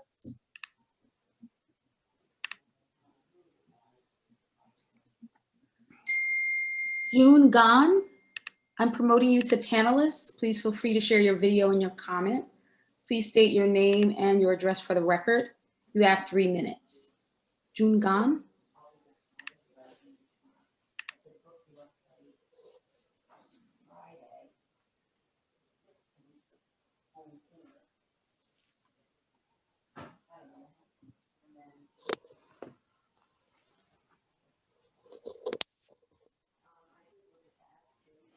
Thank you for giving me a chance to say something. Good evening, my name is Junggon An. I live at 100 Park Avenue, Pottery. I'm consul at the Consulate General of South Korea in New York. My office is near the Central Park. I commute every day, but not today. My 2 daughters go to Pottery #1 elementary school. I came to the Pottery last August with my family from South Korea. There were several reasons we decided to live in Portland. This city has convenient accessibility to Manhattan, the friendly Korean community, and natural environment. But the most important factor was the school. My wife and I had Googled which school would be suitable for our kids. According to many online reviews, we concluded a Pottery #1 school would be the best school for our daughters. I strongly believe our choice was right. My wife and I very pleased that we have a very good principal, good teachers, and good parents. But the only complaint is remote learning. I don't want to talk about scientific data or technical approach about COVID-19. I just like to share my wife Julia's daily life here in Pottery. She is expected to prepare for 3 meals and 2 snacks for our children every day. She does laundry, cleaning. She helps remote learning for technical issues, helps their homework, checks her email, and go to grocery. When I come home in the evening, she looks just exhausted. This routine repeats every single day. The only event for my wife is our children's school day. She can take a breath and enjoy her own tea time. I think this is happening at every home. I believe this situation cannot be sustainable. We need a vent. We need a room for our wives. And also for children, they need a socializing. Socialization cannot be learned by Zoom meetings. It could be obtained by the relationship among their teacher and classmate. Look, dear Pottery community, let's make a week to 5 school days. We can make it for the first time in New Jersey. We have strong leadership and also good fellowship. What we need is a unity for the future of our community. We can overcome some challenges to go for 5 school days. It is very hard to believe dining in a restaurant is safer than taking classes with masks. I'm a newcomer here in Pottery. I might not be able to say like this. We are so proud that we are Britmen.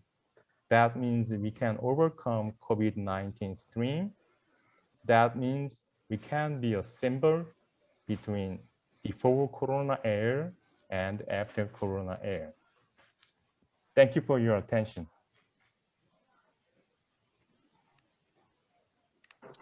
Thank you, Jungang. Francis, I'm promoting you to panelist. Please feel free to share your video and your comment. State your name and address for the record. You have 3 minutes. Francis? Hi, good evening. My name is Francis Nesterson. I live on Edwood Terrace. Thank you for your time this evening. I was actually just typing up my thing so I can kind of get my words out in a coherent fashion. But listening to everyone speak this evening, I've been taking notes and trying to put my thoughts into words here. But I think we can all agree that after hearing everyone's comments so far, that is important for the board to seriously consider eliminating the 3rd cohort in the middle, intermediate, and high school. We can safely say that on an elementary level, that's not going to be feasible for the kids, and that's almost a moot point at this point. It's a dead issue. I think we need to focus on the upper grades. I'm not discounting the elementary kids. They're just as important, but to move the issue along, we need to focus on those other grades. My son is in 7th grade, and I'm sure I can speak for other kids whose kids are in 7th grade, middle school, intermediate. They're not getting anything out of this. I work from home, fortunately, I can. And there are times I peek in on my son and he's on his phone. He can't do that when he's in school. in between, I can see him, he'll go on his Xbox. I mean, there's no structure. I mean, he has his video on, but he turns it up at the ceiling. There's no social interaction for these kids. They're lacking that severely. There's no productivity. There's no incentive or motivation to do well in school because no one's in school.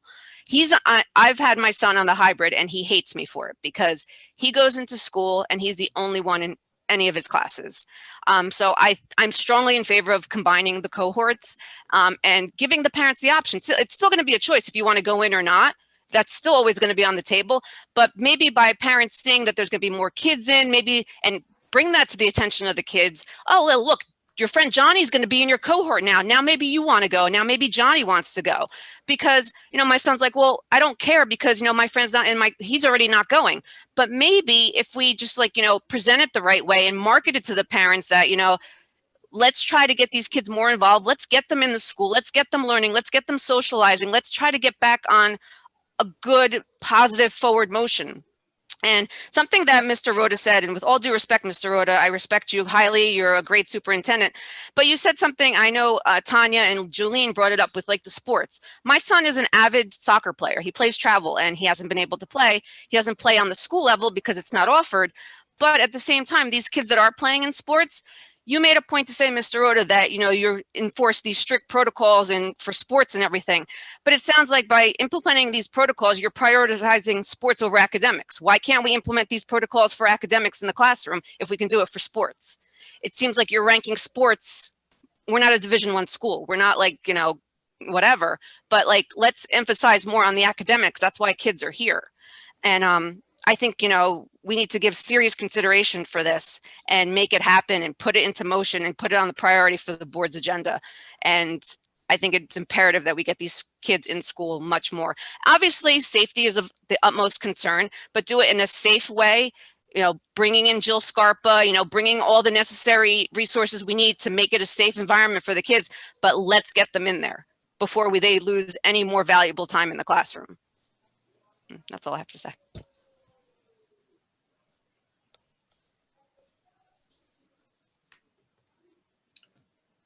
Thank you. Victoria, I'm promoting you to panelists. Please feel free to share your video and your comment. State your name and address for the record. You have 3 minutes. Victoria?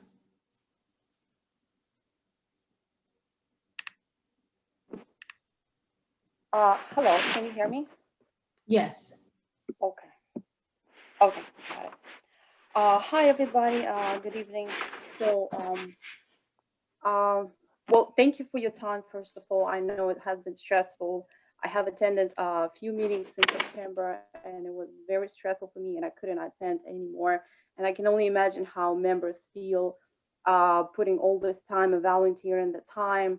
Yes, I was also taking some notes, and I agree with a lot of parents that reopening elementary school would not make sense. So my son goes to intermediate school.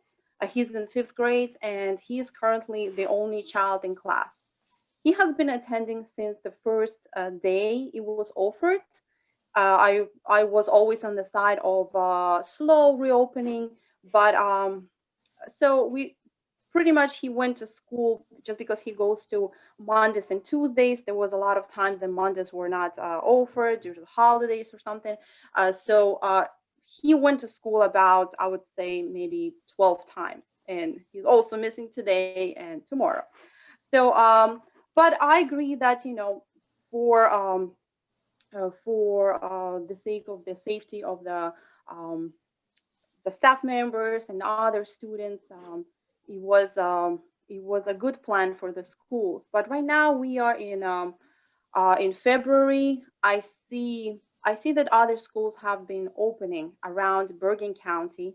Even the schools that were closed, there are some schools that are opening Wednesdays, and there's some schools that are opening, they're combining cohorts, and they also, New York City is going to be opening. So it looks like that we are moving on towards reopening for the whole state and the neighboring states. So I just wanted to say that I know Mr. Rhoda mentioned accommodating the students with IEP, that it was offered four times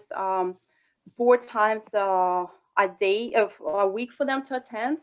So my son, he does not have IEP. He doesn't have well, he doesn't really officially diagnosed with any disabilities. He does not have any issues with the learning, but he is struggling mentally. So a couple days ago, he started telling me that he feels very lonely, and then well, I noticed that change in his behavior. So, and it actually got me thinking how he might not be the only child who could be struggling that way. And my son is extremely social. He is social. He knows all of the kids in his class. He knows everybody. When he was in elementary school, he knew even the kindergarten students. So he is very sociable. So that is really affecting him. So now I just wanted to also say that we're going to be going into 1 year of this pandemic. So it's a very long time for our kids. So 1 year for adults is not the same as 1 year for a child. He even told me, like, Mom, I think I have been home for such a long time. I don't even know how to approach other kids if I see them. So that's coming from the child who never had any problems with socialization. So, and I also asked the principal to maybe he can switch the cohorts, and maybe he can be allowed to attend every single day, just because he's been struggling mentally. And well, we have been denied, and I understand that principal is not, maybe she's not allowed to make this type of decision. So I just wanted to know, is maybe there is a chance for students who's struggling in some way, maybe there is a chance for them also attend 4 days a week. So that's my question. And also, yes, so I wanted to say, yeah, the teachers has been great, and my son, he loves to learn, so he doesn't really struggle. So you won't see that he's failing the classes. So it's not an indicator for his struggle, the grades. However, the mentally, when he comes, when the school is over, he doesn't even have new friends, because he finished his elementary school. That's his first year in the 5th grade. So he doesn't even know any kids, because that's his first time in intermediate school. He didn't even make any friends. I don't let him go outside and just play outside, because I'm taking this serious, and I just want him to go back and, you know, just to go through regular schedule. But it looks like he's really struggling right now. So thank you for your time, and have a great night. Thank you, Victoria. Ted, I'm promoting you to panelist. Please feel free to share your video and your comment. State your name and your address for the record. We have 3 minutes. Ted?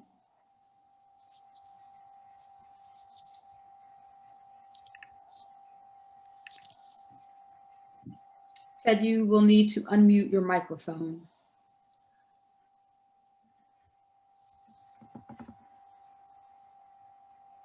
Okay, are we there? Hello? Hello. Hello, Ted. Hello? Yes, Nope. Ted, we can hear you. Go ahead.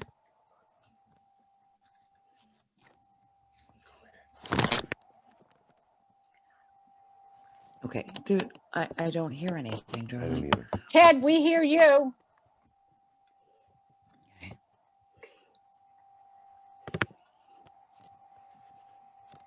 Okay, I'm not sure if we're on or not. Are you able to hear us? Yes. Okay, I can't do anything about this. Somebody, oh, I can't get on the chat. Ted, you and I for see sure have us? the same computers tonight. Can you see us? Okay, I don't know what you did. Ted, we can hear you if you want to make your comments. Otherwise, we're going to have to go to the next I speaker, can't and we'd hear like to hear anything. from you. Well, maybe somebody can write in the chat to them.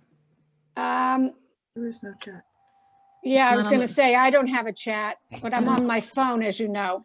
Yeah, we don't have it on our thing either. I don't know why. So let's go, Hakisha, to the next one. We'll allow them to sign back in. Keep pushing things, honey. I put it back on.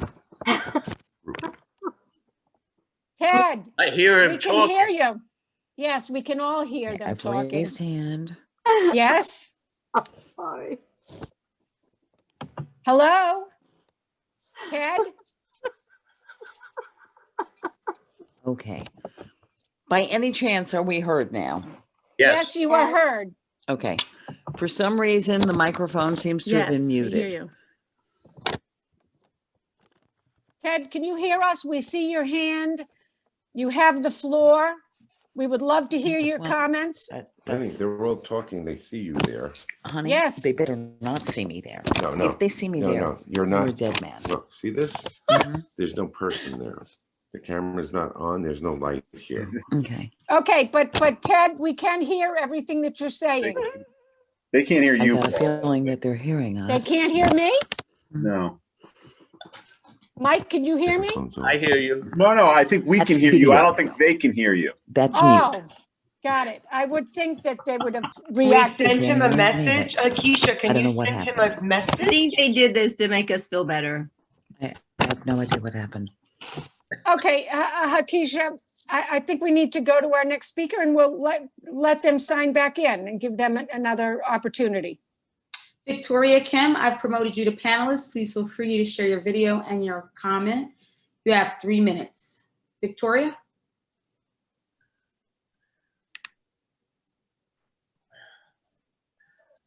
Oh, hi. Hi, this is Victoria Kim. I'm the School 1 PTA VP, and I live at 2190 McKay Avenue. Today, I'm here to support the combining cohorts and removing the Wednesday break for elementary school. It is great to see that, finally we're getting data reviewing and we're in discussion for this. After hearing your discussion, I think we do not need to switch every class at once. So maybe we can start with like classes with a small number of children and see how it goes. And for elementary school, I believe we can first conduct a survey who will send their children to school after combining 2 cohorts, because some may stop sending. And also, I guess with the final number, our school administrators can work on the plan and present to you, instead of us being theoretically like discussing whether it's going to work for it or not. Or maybe, I don't know, if it's like flight ticket, like if it's overbooked, there may be some parents who can be flexible and who can switch to different classes or work with whatever we can work. So let's try it and make it work. Let's set the deadline, when to actually make an action for it, action items, like list the action items and move it. Because I heard from last PTA meeting in School 1, students are not logged in daily, like a lot of students, and a lot of students are disappearing during the class. And I think that's really like students are falling behind academically. And also since last year, March, both parents who are working in full-time, they're sending their children to private daycare, and which like cause a lot of financial burden. And I think we should,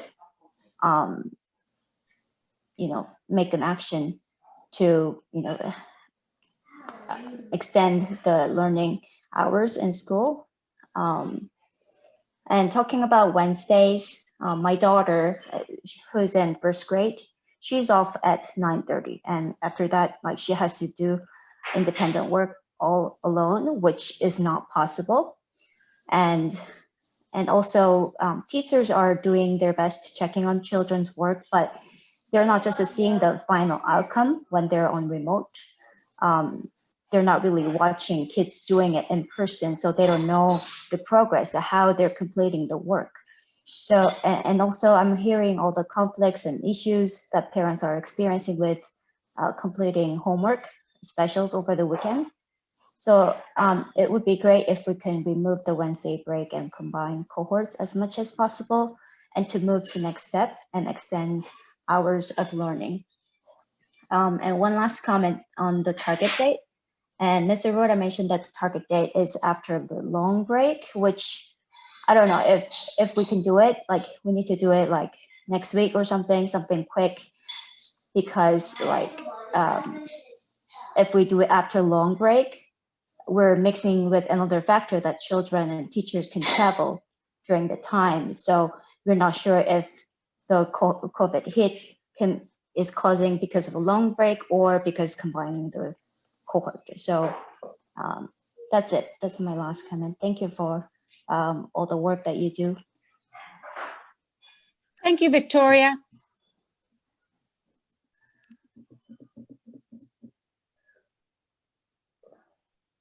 There are no more raised hands. Let's give Ted just a minute. Oh, Ted, do you see them sign back in, Hakisha? They're on. Akisha, They're Amy on. Kotang is on there. I thought Amy had her hand raised. Yes. Okay, Amy so has- Amy's been elevated. Okay. But Amy, you're okay.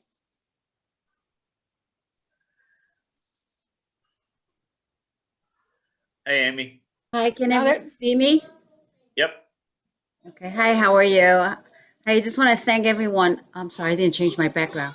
I just want to thank everyone again for your service on the board last week. I represented our school board and at the last meeting and presented a certificate of recognition to all the board members, and I know that there were some technical difficulties and that part of the presentation was not heard by the community. So I just want to bring that up again and share with the community that we appreciate everything that you do. It's a volunteer position, and you have allotted hours of your time every week to help voice our parents' needs and try to help our students in the district. So I want to thank you, and I want to bring that up again, and when everyone can hear me this time. I know that tonight there were a lot of parents who spoke on behalf of various school buildings, and I feel for the middle school, the intermediate school, and the high school, where there are 3 different cohorts, and some children may not get to go to school for a week and a half. When they go to school, they may be the only 1 or 2 kids in the class. I feel for you. I hear tonight the teachers continue concern about safety. So I want to acknowledge those concerns. There's so many competing interests and needs in our district, and I think it's important that we recognize each other's needs and our concerns. I'm here to speak on behalf of the parents. Well, I'm here to speak as a elementary school parents. I can't speak for every parent in my school.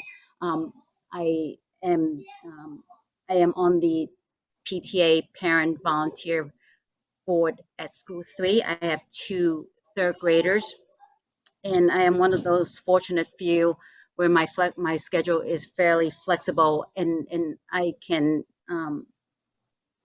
have my kids go to school or be all remote if needs to be.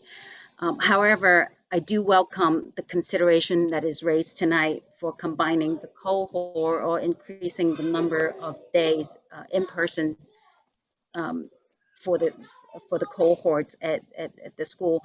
I do want to ask you to consider the elementary separately from the middle school and the high school. I do believe the needs are very different, especially for the younger children in the elementary school, especially the K-2. I have been a 2nd grade parent last year myself.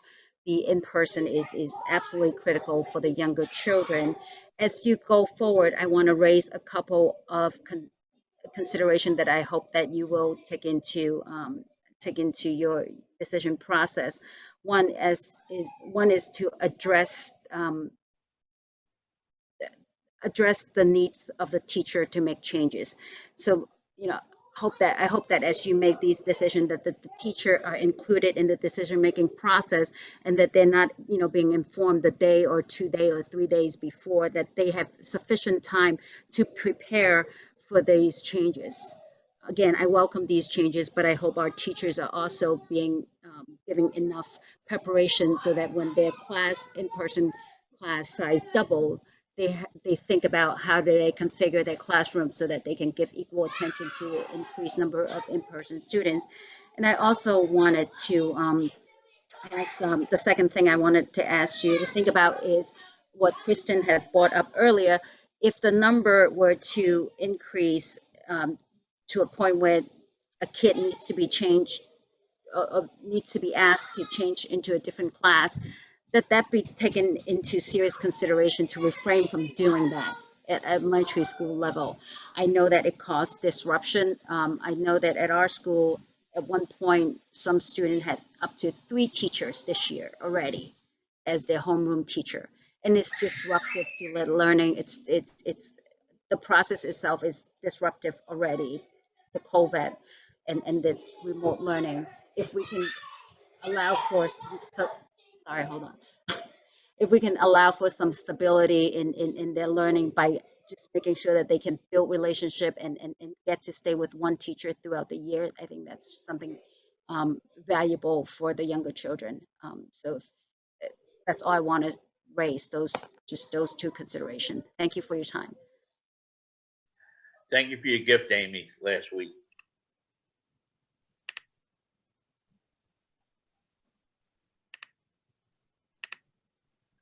Ted, I'm promoting you to panelist. Please feel free to share your video and your comment.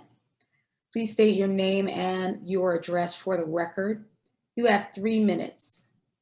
Ted?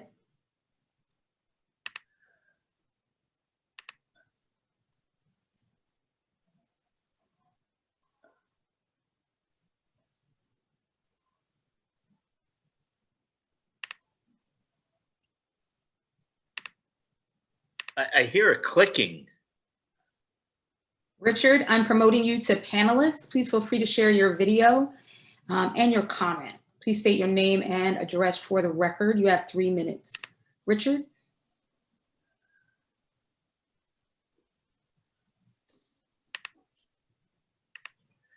Richard, you have the floor.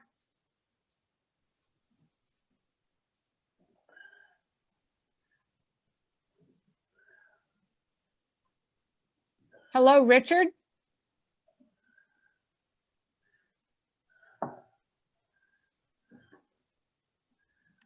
Richard, could you unmute yourself? Or Ted, could you unmute yourself? I think you both have been promoted to panelist.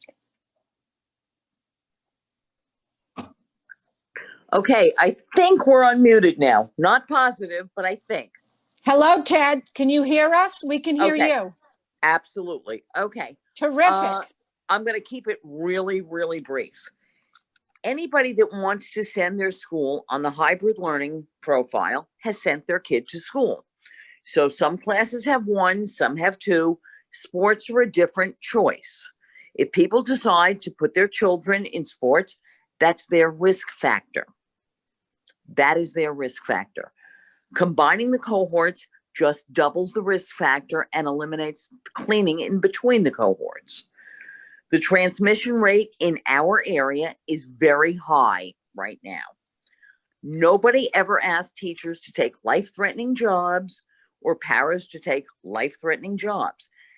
I don't know how much time any of the school board members actually spend in school or any of the parents, but until there are vaccines available for teachers, we live in a state where prisoners were prioritized over teachers. I'm not blaming the school board for it. That's a state decision.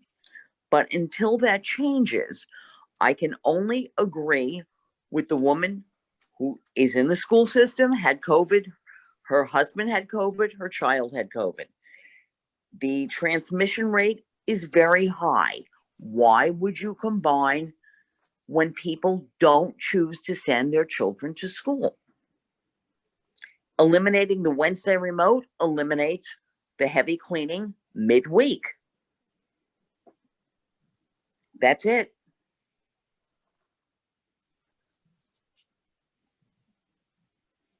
I don't think they heard me. Yes, we did. We And heard thank you. you, Ted. We heard you and we appreciate your comments. Can you share your name? Can you share your name for the record? Yeah, could you identify your name and address for the record? Good. Ted, could you identify your full name and address for the record? I identified my name was Hallie Gruber, and it's Anderson Avenue in Fort Lee. Okay, we appreciate that. The secretary was asking for that information for her notes. No problem. Thank you so much. Richard, feel free to share your comment. You have been promoted to panelist. I think he's gone.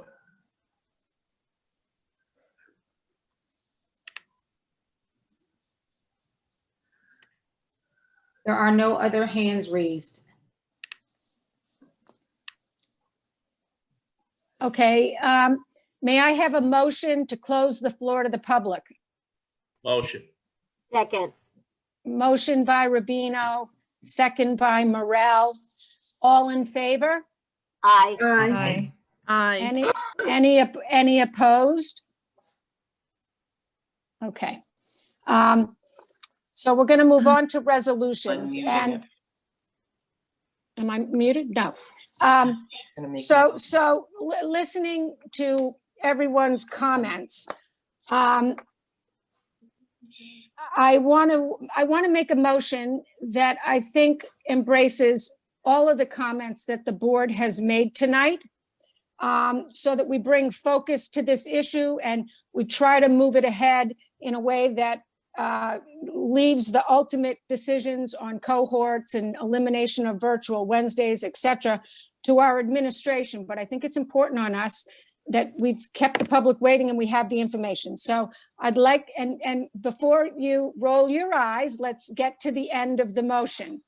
I'd like to make a motion to combine the cohorts, increase hours each day, eliminate virtual Wednesdays, and any other steps that can be taken to increase in-person learning for the students of Fort Lee Public Schools to the extent our administration deems appropriate, and to do so with a report to the board by the Wednesday after President's Day. I'll second you. Okay. I just want you, the board members, to be mindful of your role as board members, because the way Paula wrote that motion, as I heard it, you're leaving discretion in the hands of the administration, which is where it's properly laid. It is. As you make decisions or as you pass resolutions that now start to administer the schools, I just guide the board to be mindful of your role not to administer the schools. And that motion doesn't do that, Dennis, does it? Well, what you do is, again, I just don't know that it has any teeth. I mean, what you've done is basically said to the extent the administration deems it possible, but be very careful about the evaluative nature then of the resolution and what the impact of it could be. So I ask you to be mindful of that, because your role is not to administer. And that's why it was framed that way. And our role is to set policy. And so to bring focus to this issue and to indicate what the board's view of it is, I strategically framed it so that I didn't think that anyone could have a legitimate objection to it. So we have the motion on the floor. It's been seconded, and I think we should take a vote on it. Ms. Stassen. Should there be discussion before we vote, or I don't understand? We can, okay. Is there debate? Is there debate? Yes. I just kind of going off of what Dennis was saying, I don't see how that differs from where the administration is and where the administration stands. So I don't know that that motion, other than reiterating it, Paul, like you guys said very Right. eloquently to the public, I think that is the goal. And so I don't know that there necessarily has to be a motion for that because that is really their goal. Well, I Right. think And when I the board agree. takes when the board takes a position on something and votes in favor of it, I think it brings much more focus, which is what we as a board are trying to do. We've been talking about this at every single meeting since school opened. And it could be tighter and it could be more mandatory, but you know, that's not my goal. My goal is to bring the focus to it. And so that's why I think it's appropriately framed. Andy? Paula, can I just say something? Sure, I agree. go ahead. I agree with Elisa. Ken started the meeting by saying what was coming next and where he was heading to. Why we have to put our face on it and say that you have to do it. We already had this conversation. Mr. Roeder said that's what they're already doing, and I agree with Elisa. Okay, we have voted on a reopening plan. We have voted to go in person. We have voted to go Doing it already. hybrid. And this is no different than the prior votes, except that it's now Then we setting can vote. at least an aspirational date to look at doing these things that we just keep, in my view, spinning our wheels about. So, and I appreciate your comments, Candy. Does anyone else want to make comment on the motion? I didn't hear Mr. Correct me if I'm wrong. Are we in the near future planning on combining the cohorts? Or were we in the near future just trying to eliminate the Wednesday? Mr. Roeder, if you would, please. We're looking to do a variety of things to increase time based on the safety factor with the students and the staff.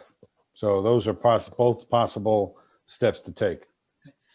So Paula, are you just trying to put onus on the fact that this is an important issue and you want an explanation as to if it doesn't happen, why Wednesday after, or that you want it to happen that Wednesday? Could you clarify what's the importance of that Wednesday, please, after The reason that I built in that date was that Mr. Roeder has already said at least a portion of what was in my resolution. He hopes to implement by that date. Got it. Okay, that's where the I date want the came resolution. I want the resolution read again because it was a little choppy. So if you could just read it again. Okay. Hakisha, do you want to read it or should I? I couldn't, I got most of it, but read it one more time. Okay, it might be slightly different because I didn't draft it out word for Well, word. see, that's the thing. Well, I got the beginning part: to combine cohorts, increase hours each day, eliminate virtual Wednesdays, and I think you said and any other strategies that would increase in-person time for the students of the Fort Lee School District to the extent our administration deems appropriate to be done by the Wednesday after President's Day. Okay.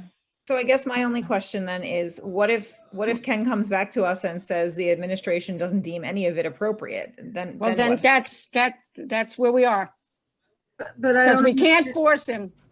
So then we can bring focus. Emotion. I just don't understand. Like going back to what Elisa said, we're like going back full circle. He already came to us with what his plans are.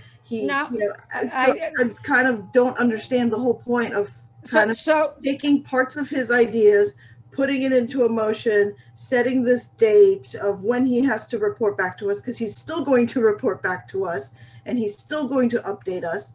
So why are we forcing his hand with a motion? I just don't understand the point. Okay, because the board acts by way of motion, and the board sets policy and gives direction on its policies to the administration. And in my experience, yours might be different. When I have a date by which I have said I want to accomplish something, I am more likely to accomplish it rather if I just wake up every morning with no plan. So maybe you operate differently. But when I have even if it's aspirational, if I have a date and a plan, and that when focused on that, it's more likely to happen. And so that's the purpose of the motion, to bring real focus by this board to this goal without tying Ken's hands, but giving a date. I mean, it could be. But Ken gave the date. No, he gave the date on virtual Wednesdays, and I've added a number of other ideas that we have all been talking about. Right. That, you know, can be done by that date. Right. So this is not a policy, and these are this is a date that he gave as his deadline. So it's all going back to him. So he set the date, and he gave it at a public meeting. So he is accountable for this. So then, like I said at the beginning, based on what you just said, I can't imagine why you would vote against it. Yep. Okay, Paula, I have one last question. I'm sorry. Sorry, Kristen. I just want to make sure then that, again, Dennis, this is why you're here at these meetings, right? So that we want to make sure that we're not overstepping any boundaries, like you had mentioned, when it comes to actually administering the district. And so, you know, while I agree with Paula's sentiment, obviously on the reasoning behind the motion, I think we all do, including the administrators here. I just want to make sure that we are not motioning something or voting on something that would implicate us directly at the same time. I will tell you, I think that the resolution as it was framed even the second time has two parts to it that are, in my view, necessarily problematic. On the one hand, you appear to be, even though there's a carve out, administering the schools, but even as Paul was explaining it, when I give myself a deadline, what you've done is you've now put Ken in a very difficult position, and you are potentially going to evaluate. And I would guide the board to be very, very careful about voting on this resolution. And if you want to go into more detail, we can certainly talk about it. But I would submit to you that while I understand there's a carve out, there's also a date certain in there. And then what does happen in the event that a decision is made not to do any of the number of things that Paul has outlined and that the board has discussed, I believe it becomes very problematic. Can we change the wording? Well, Dennis, let me ask you, the board approved a much more detailed resolution with deadlines in what we called our reopening plan, and then had meetings until 2 a.m. in the morning determining whether we were going to direct hybrid, direct to close, direct in person. And this builds in flexibility. So if this motion creates an issue, then those prior resolutions that we did last fall clearly were out of bounds. And Paul, I don't have those resolutions in front of me. I know you adopted go ahead. No, I know you adopted a reopening plan, but in this resolution, you're changing your reopening plan without a recommendation from your superintendent. That's where there's a distinguishing factor. I believe the reopening plan came with a recommendation for Ken. Ken hasn't recommended this. Well, and Ken, do you have any objection to a flexible resolution like this? I've already stated my beliefs here and how I feel about this going forward. I don't consider the time that the administrators and myself have worked on this to be spinning our wheels. I think we have been consciously working towards these goals.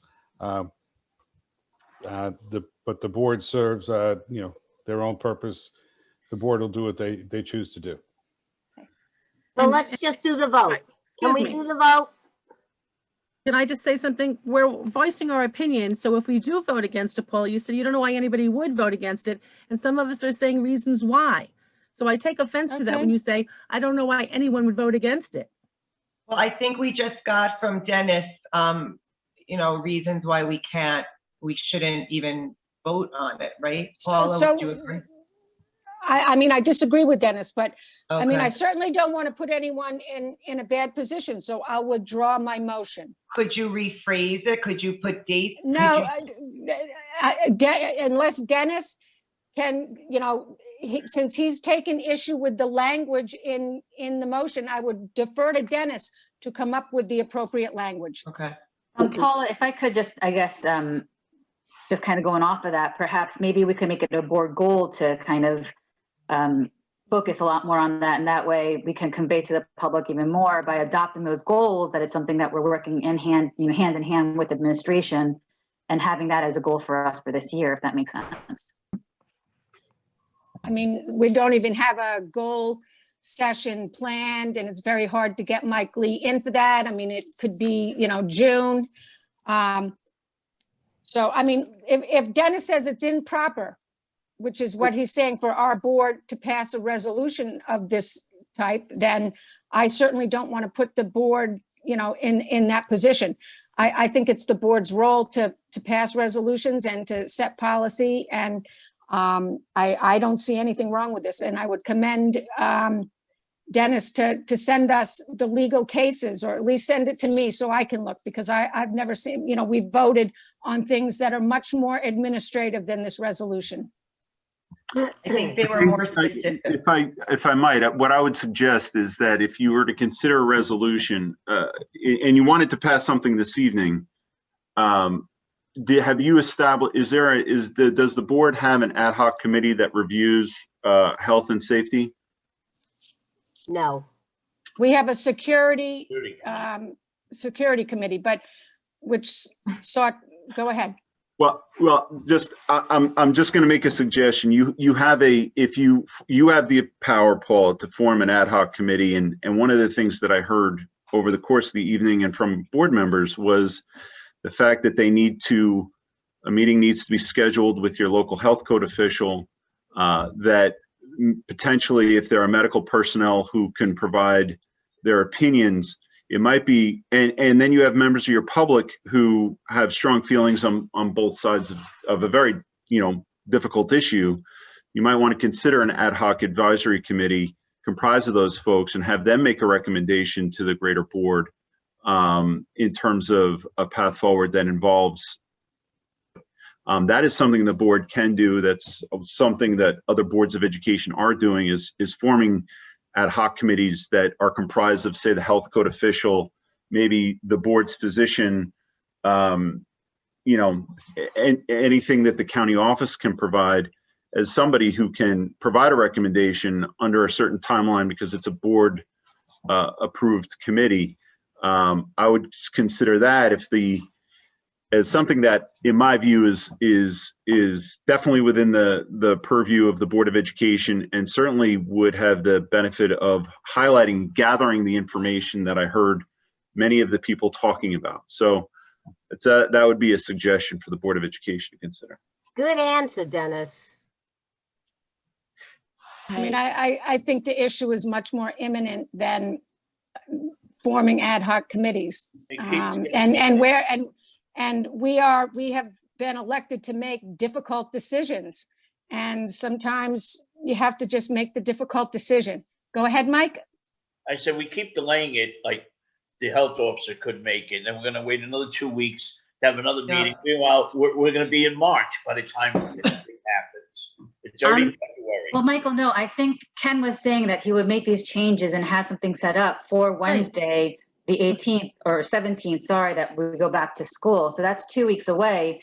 And that way he gives enough notification to everybody he has to notify as well, whether it be teachers, administrators, or whatnot too. So I think that was the direction Ken was going. I don't think it was opposite direction where he's just like talking about it and then coming back to us again 2 weeks from now to talk about it again. Like, I don't think that was his goal. I also like I really do like Kristen's suggestion, which I think Ken was very responsive to, and that was getting in touch with Jill Scarpa, and even, at her availability, being that she's not available for our meetings, but maybe much sooner, having a meeting with her so that we can just hear what she has to say and what the status is and what the data is.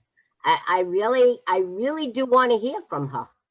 So is everyone prepared to have a special meeting later this week, depending on Jill Scarpa's schedule?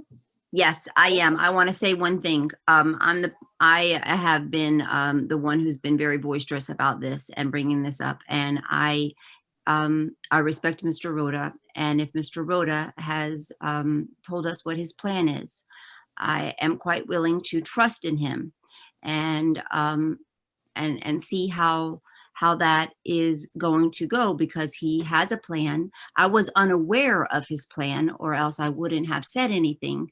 I would have been aware of it. I had no knowledge that that was the plan. And now that I know that that is the plan, I feel very happy, and I feel very hopeful.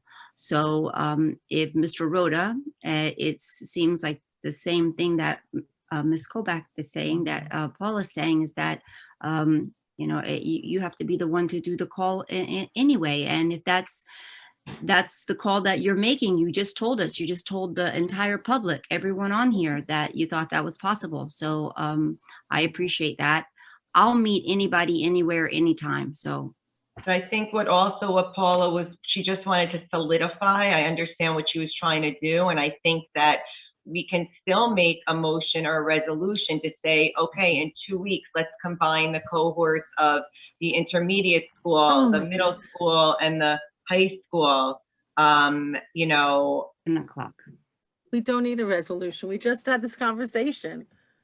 I have one question. I was just saying what, you know, I was just saying what I thought Paula was saying, and I didn't get to finish my sentence. It's okay. I'm sorry. You know, I just think that we have, you know, I know. I have a quick thing, and I trust Ken. If you say you do this, I know you're a man of your word. You just said it in public. But how is this different than anything that we did in August at 1 o'clock in the morning or 2 o'clock in the morning that didn't cause a conflict, Dennis? As I said before, I believe the road back document that was adopted by the board came at Ken's recommendation. Okay. Because what happens is when you just to have this discussion, when you talk about eliminating the Wednesday or combining cohorts, that necessarily has an implication with respect to personnel, whether it's how they're deployed, what their workload impact can be. And you just have to be very careful about the fact that when you adopt the elimination of Wednesday, what you may have done is had an impact on a teacher, an aide, or a custodial staff, anybody working in the district, then could necessarily be impacted upon it. And as a result, the board finds itself in an area where they're now not only reopening the school, which certainly, you know, I understand and I'm sensitive to, but what you've done now is you've started to deploy staff, and that's not a role that a board member has. The road back, or I shouldn't say the road back, your reopening plan came at Ken's recommendation, and as your superintendent, he is empowered to make and deploy personnel. So I say that, you know, as Paula had framed it, she did defer. You know, as I said in my first comment, I understand what Paula did, which she deferred to the administration. I caution you, but when you adopt something that changes your reopening plan, you are potentially having an impact on how you deploy staff and how, you know, what that impact is, which really those recommendations, personnel recommendations, come at the recommendation of your superintendent. And that's what I mean by administering the schools. So, you know, I think that it's just something to be aware of. Again, as I heard Paula frame the resolution twice. She deferred to the administration, and I acknowledge that, but just be very mindful of where the line is on this and what the impact can be. Well, I mean, Dennis, you're our lawyer, and we're going to rely on you. And you said that the resolution was inappropriate and problematic. So I've withdrawn I said it was problematic. Am I muted? I said it was problematic. I'm sorry. I'm always checking. I apologize. No, what I said was you have to be very mindful of a resolution where the necessary impact is how you deploy staff or how you could change a staff member's you know, how they're deployed, which really those recommendations come from the superintendent. I think that if you were to frame a resolution a different way, and I haven't jotted it down, but if you were to frame it a different way, it might be less problematic. Listen, the board now has motioned and seconded that motion. So if I, at this point, I think at some point, either you're going to have to table it or take a motion and withdraw it before a vote. But I don't think that the issue is lost on the board or the administration with respect to reopening schools. I just want the board, because you are my ethical duty and my obligation, is to make sure that you don't, if you're going to adopt a resolution, we're mindful and deliberate about what it says. So if you have language that can cure what you deem to be problematic about it, we'd like to hear it. If not, we don't want to belabor the point. Ken, I think, understands that we're focused and we'd like focus to be on this, and we'd like, the pencil to be sharpened to see whether we can increase in-person education for those students who elect it. So you can go ahead, Tanya. Mr. McKeevy, may I ask you a question? Is it allowed to make a motion to say something to this degree? Could the motion say something like, I would like to make a motion to combine the cohorts at the intermediate, middle, and high school. That doesn't have anything to do with staffing. That's not adding any Wednesday. Those are days that the staff are in the buildings already. Not combining all the cohorts, to be more specific, just collapsing the cohort from 3 to 2 and add a day on it, the day that Mr. Rhoda had mentioned already. Is that something that is legal and a possibility to make a motion to that standard? I don't know that you need a resolution, because I think the board has asked their superintendent to provide that, and I believe Ken has done that. I think a resolution from the Board of Education can be framed in such a way that I would have to think about exactly how we would frame such a resolution, which isn't as specific as combining cohorts or eliminating the Wednesday cleaning day. Nothing about Wednesday. Well, I apologize, but as you frame that, I think we have to be ultimately we have to be very careful. I'd love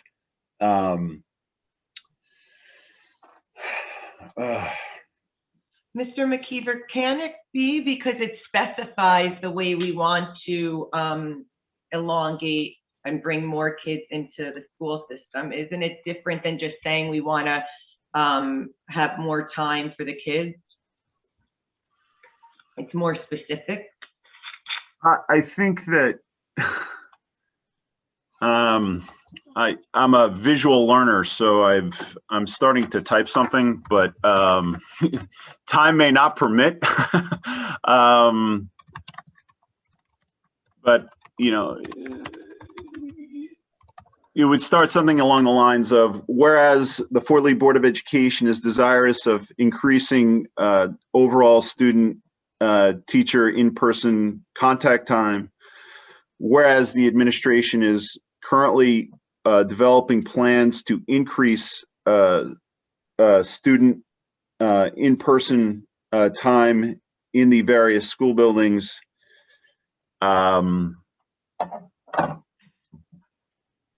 And whereas the Board of Education will review information from the administration, teachers, necessary health officials in reviewing said plans, and now therefore the Board of Education will commit to reporting on a collapsing of whatever it is, collapsing cohorts, and reporting to the public on such a plan on a date certain.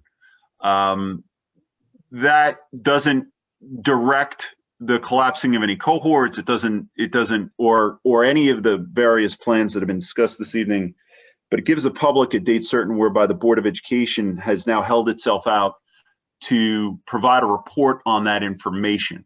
that is something that can be done. But again, I kind of went from the hip on that. And what I've done is, laid out, I think, a statement of truths, which is that the Board of Education is committed to increasing student in-person learning time, and gone through it, but really developing the plan and making the recommendation should come from the administration.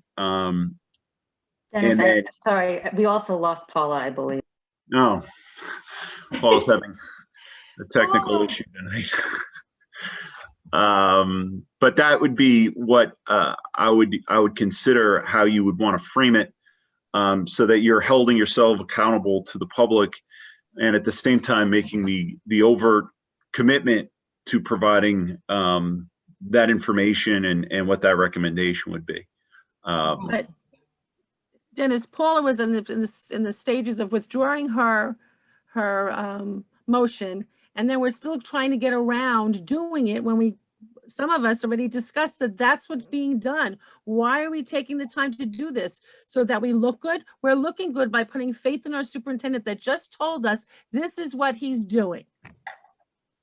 I'm sorry. I was just answering, I think, either Tanya or Julian's question. I apologize. We were just asking because we don't know the proper verbiage. So thank you. Right. I agree that, as long as Mr. Rhoda is aware of what, and said that's the way we have to go. But I just wanted to know. Did we find Paula? No. She's gone again. Why don't we give her a minute to come back on? Yeah.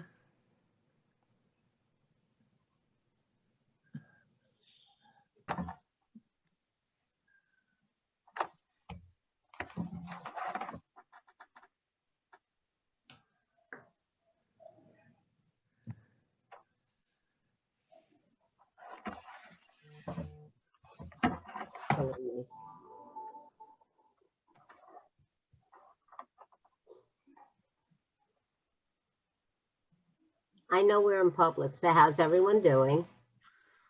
Good. Starving. Kristen, your son is making me laugh. Me too. I was thinking the same thing. Oh He my keeps God! walking by. Back and forth. He's cracking me up. I said to my son, if you come down, you're done. But it's so funny because he walks and looks and walks. He's so good though. He knows to leave. He should be in bed. Wait, I'm waiting for him to come back. I know. The boys, notice the girl, no. The girls are good. Tanya, did you see my cat? No, my dog keeps coming by. Where's your cat? I did see your kitty cat on your bed. Mike, have you gotten in touch with Paula? Yeah. Put your thing down. I can't see it. I just tried calling her twice. Did her phone die? You hear me? Now we do. I tried calling her twice. It went right to voicemail. Our phone must have died. We try again. iPhones take a minute or two to charge up once they go dead.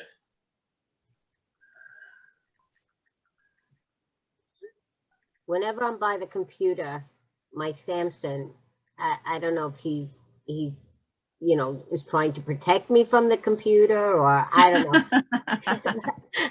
Everyone needs protection from the electronics. But he always tries to, and maybe because he's so fat, he doesn't jump up. He just kind of like puts his paws up, and then I try to lift him. And I saw him on your bed. He's so cute. He's gray, right? No, that one is Oreo. Samson, that's Oreo. Wait, you have a Sam and a Samson? I know, I have a Samson and an Oreo. No, your son is Sam. Oh, yeah. I have a Samuel and a Samson, yes. Yes, I do. Esther, you got that. There you go.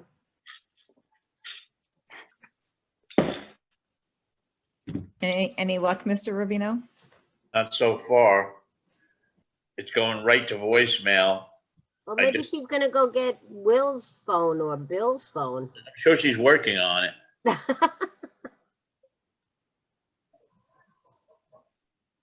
Well, if she's trying to take Will's phone, she's got to have her hands full. She's better off trying to take Bill's. At least Figures it's only 10 tonight o'clock. was the night I didn't can't get The the phone is phone dead. out of You don't have Sam's hand for nothing. If she uses someone else's phone and her phone is dead, she's not gonna have the code to come in here. Why not? She I can think get she a ends up card. in public and Akeisha can probably promote her to a panelist. You can go to her email. Well, up there, she has very horrible service. Tell her to call in from Hold a on. phone, a regular phone. Hold on, everyone.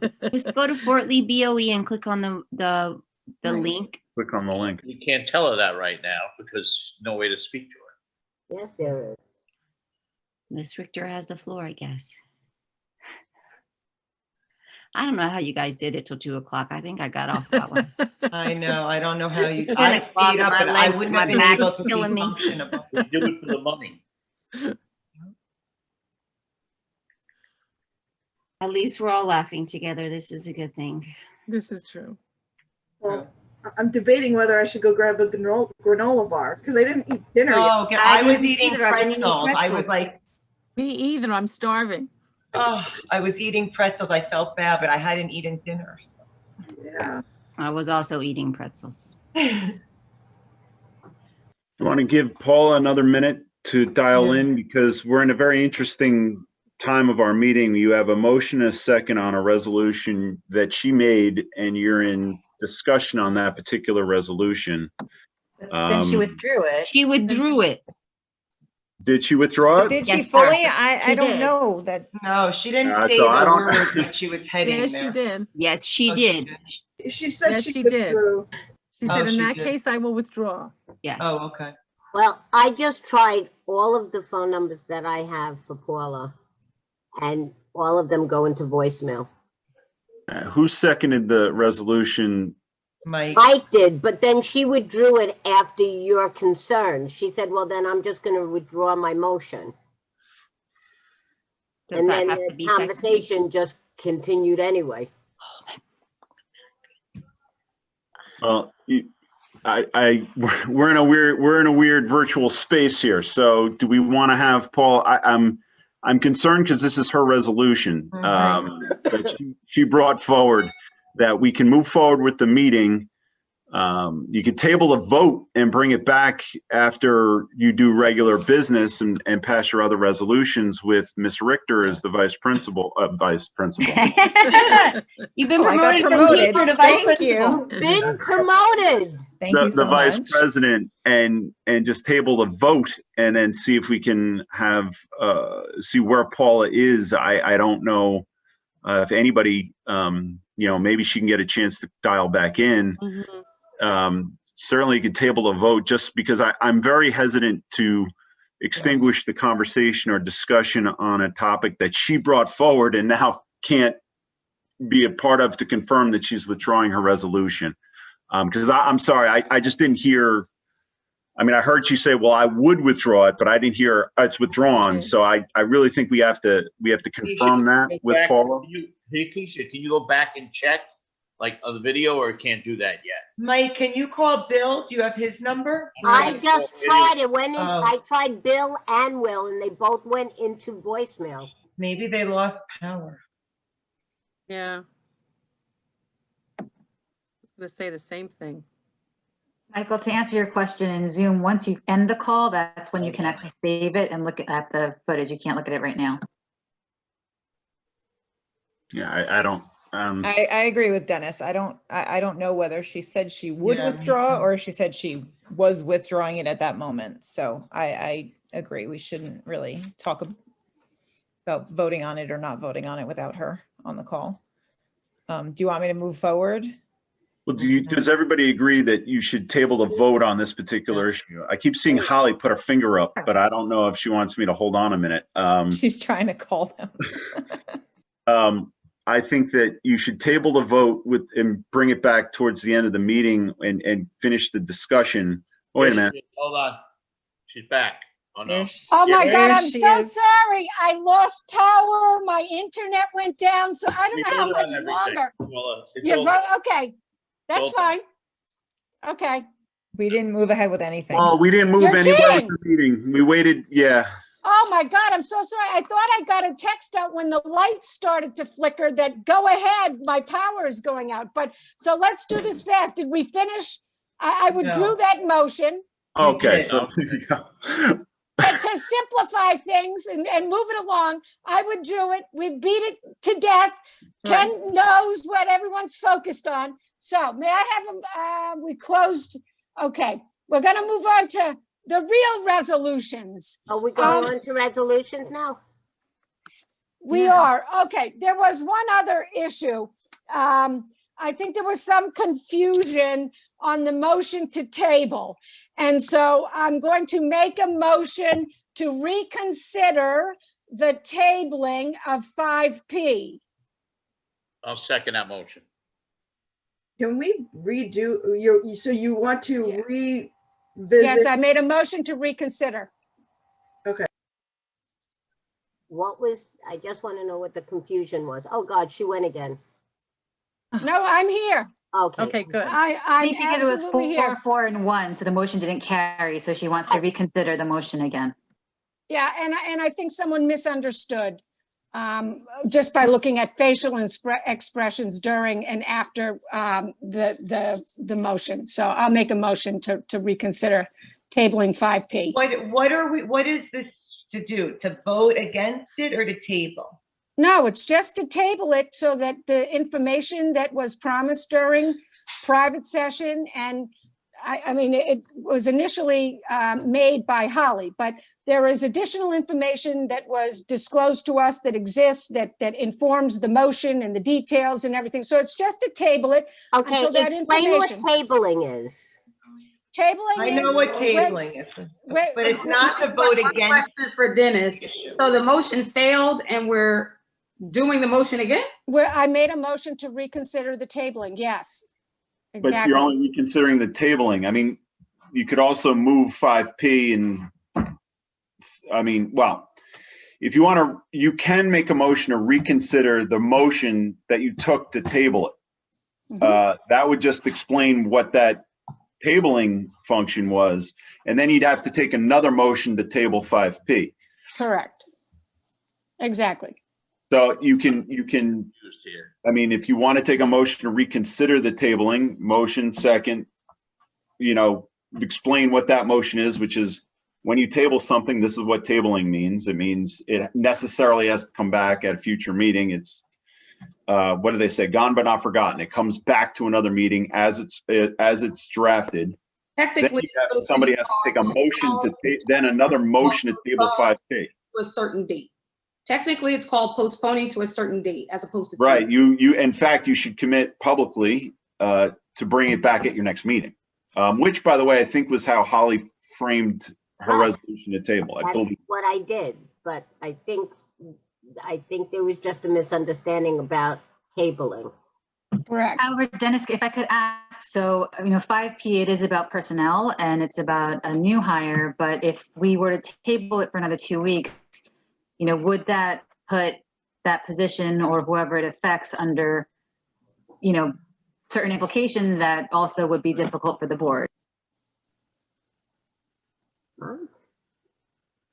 Navigating through those glaciers. By tabling, I quite frankly, without talking specifically about commitments that may have been made to this, I can't respond to it unless we have a bigger discussion that does involve personnel. What I would say is that if you were to table this, any commitment that had previously been made by the administration, now they're going to be going back and saying, look, you're coming back at a future meeting. Could it have an implication on that individual? I think it would, but I can't say that for sure without having an understanding of specifically what was committed to and what those conditions are that might, create that issue. And I think, Elisa, that could be cured by having a special meeting before our regularly scheduled meeting, and once the information is shared, which I'm prepared to. And I mean, I guess it's clear then what information it is that we're looking for. it's clear to me. Holly, do you want to speak to, I mean, I know that there was some. We can't talk An- about personnel. We talked about Okay. it in executive. Okay, In length, we talked about it in executive. okay.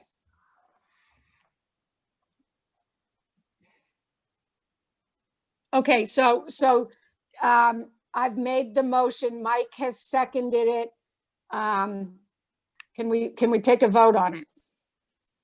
This is to reconsider our motion to table. So after this, if this passes, then the next motion is to table 5P until a special meeting or our regularly scheduled meeting. Well, it was one name on 5P. Yeah, I was going to say, One name, it's not the full 5P, I don't think. one name. Okay, so right now it's just a motion to reconsider the tabling of 5P. Ms. Hansilver, No. Ms. Ramba, No. Ms. Cho, No. Ms. Byers King,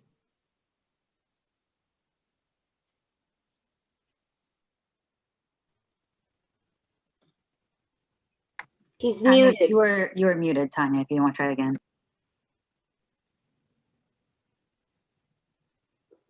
Yes.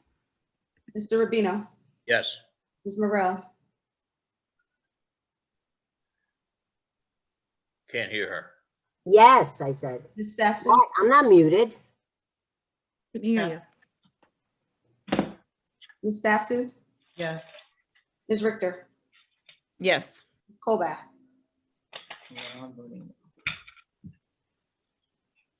Ms. Colback, She's muted. Yes, I was muted. Sorry about that. Okay, so that passes. And now I'd like to make a motion to table 5P until a special meeting or until on 5P. one name on 5P until a special meeting or our next regularly scheduled meeting. I second it. Ms. Byers King, Frame. What did she say? I'm not voting on this. Abstain. Oh, abstain. Someone needs to refrain me.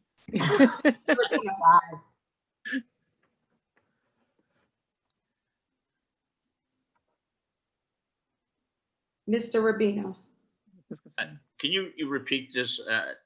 It's to table. it. Tabling. Yes, table it, yes. Ms. Morel, Yes. Ms. Cho, No. Ms. Hansilver, No. Ramba, No. Ms. Richter, Yes. Ms. Stassen,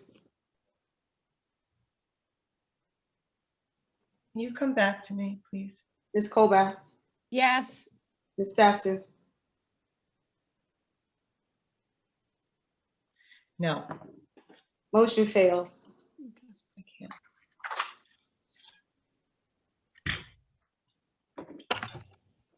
And there you go.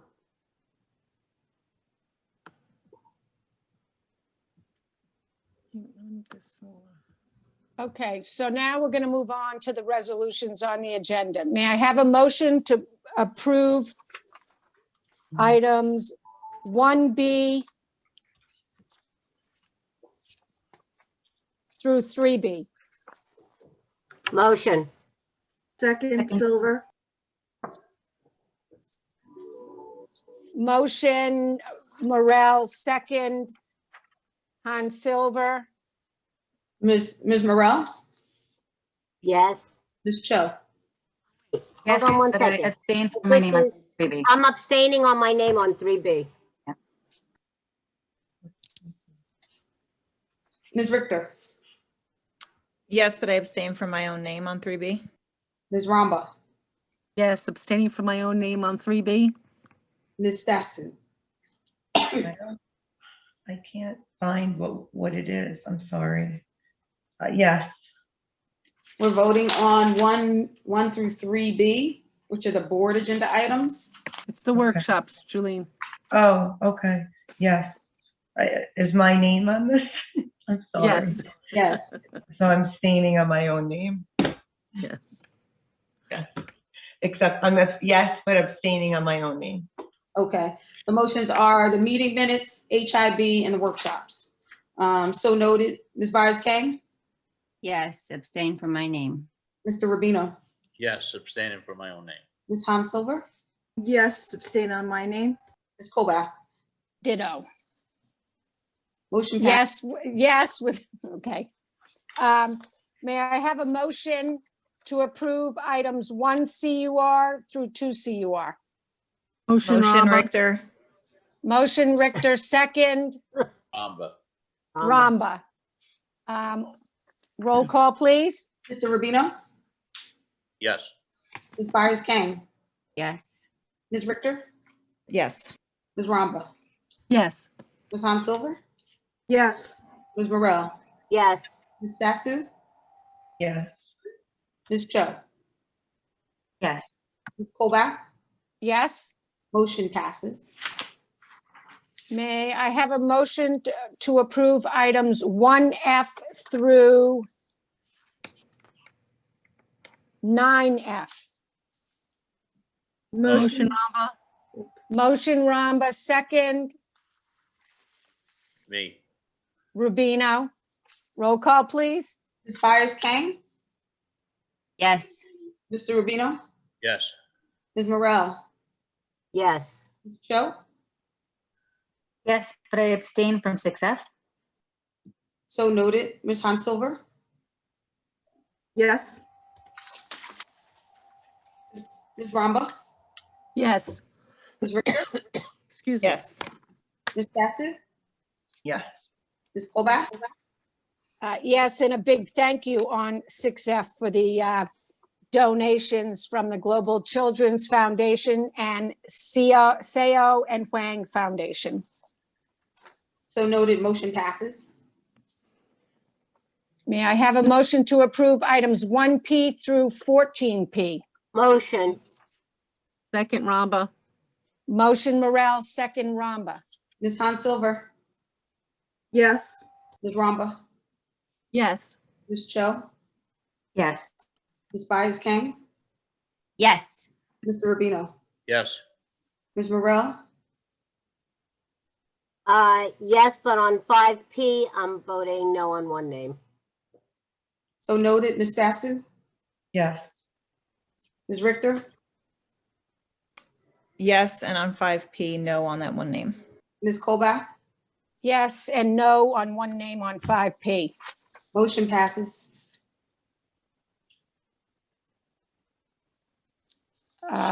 Moving on. Is there any old business? Well, actually, Ms. Colbert, I just wanted to say also, just to reiterate your comments on the Global Children Foundation. I know that they've actually donated almost every year, I think, to the board. So huge thanks to them as well as the other foundation as well. Thank you. And can I talk about Thursday right now? What's the, oh, yes, go ahead.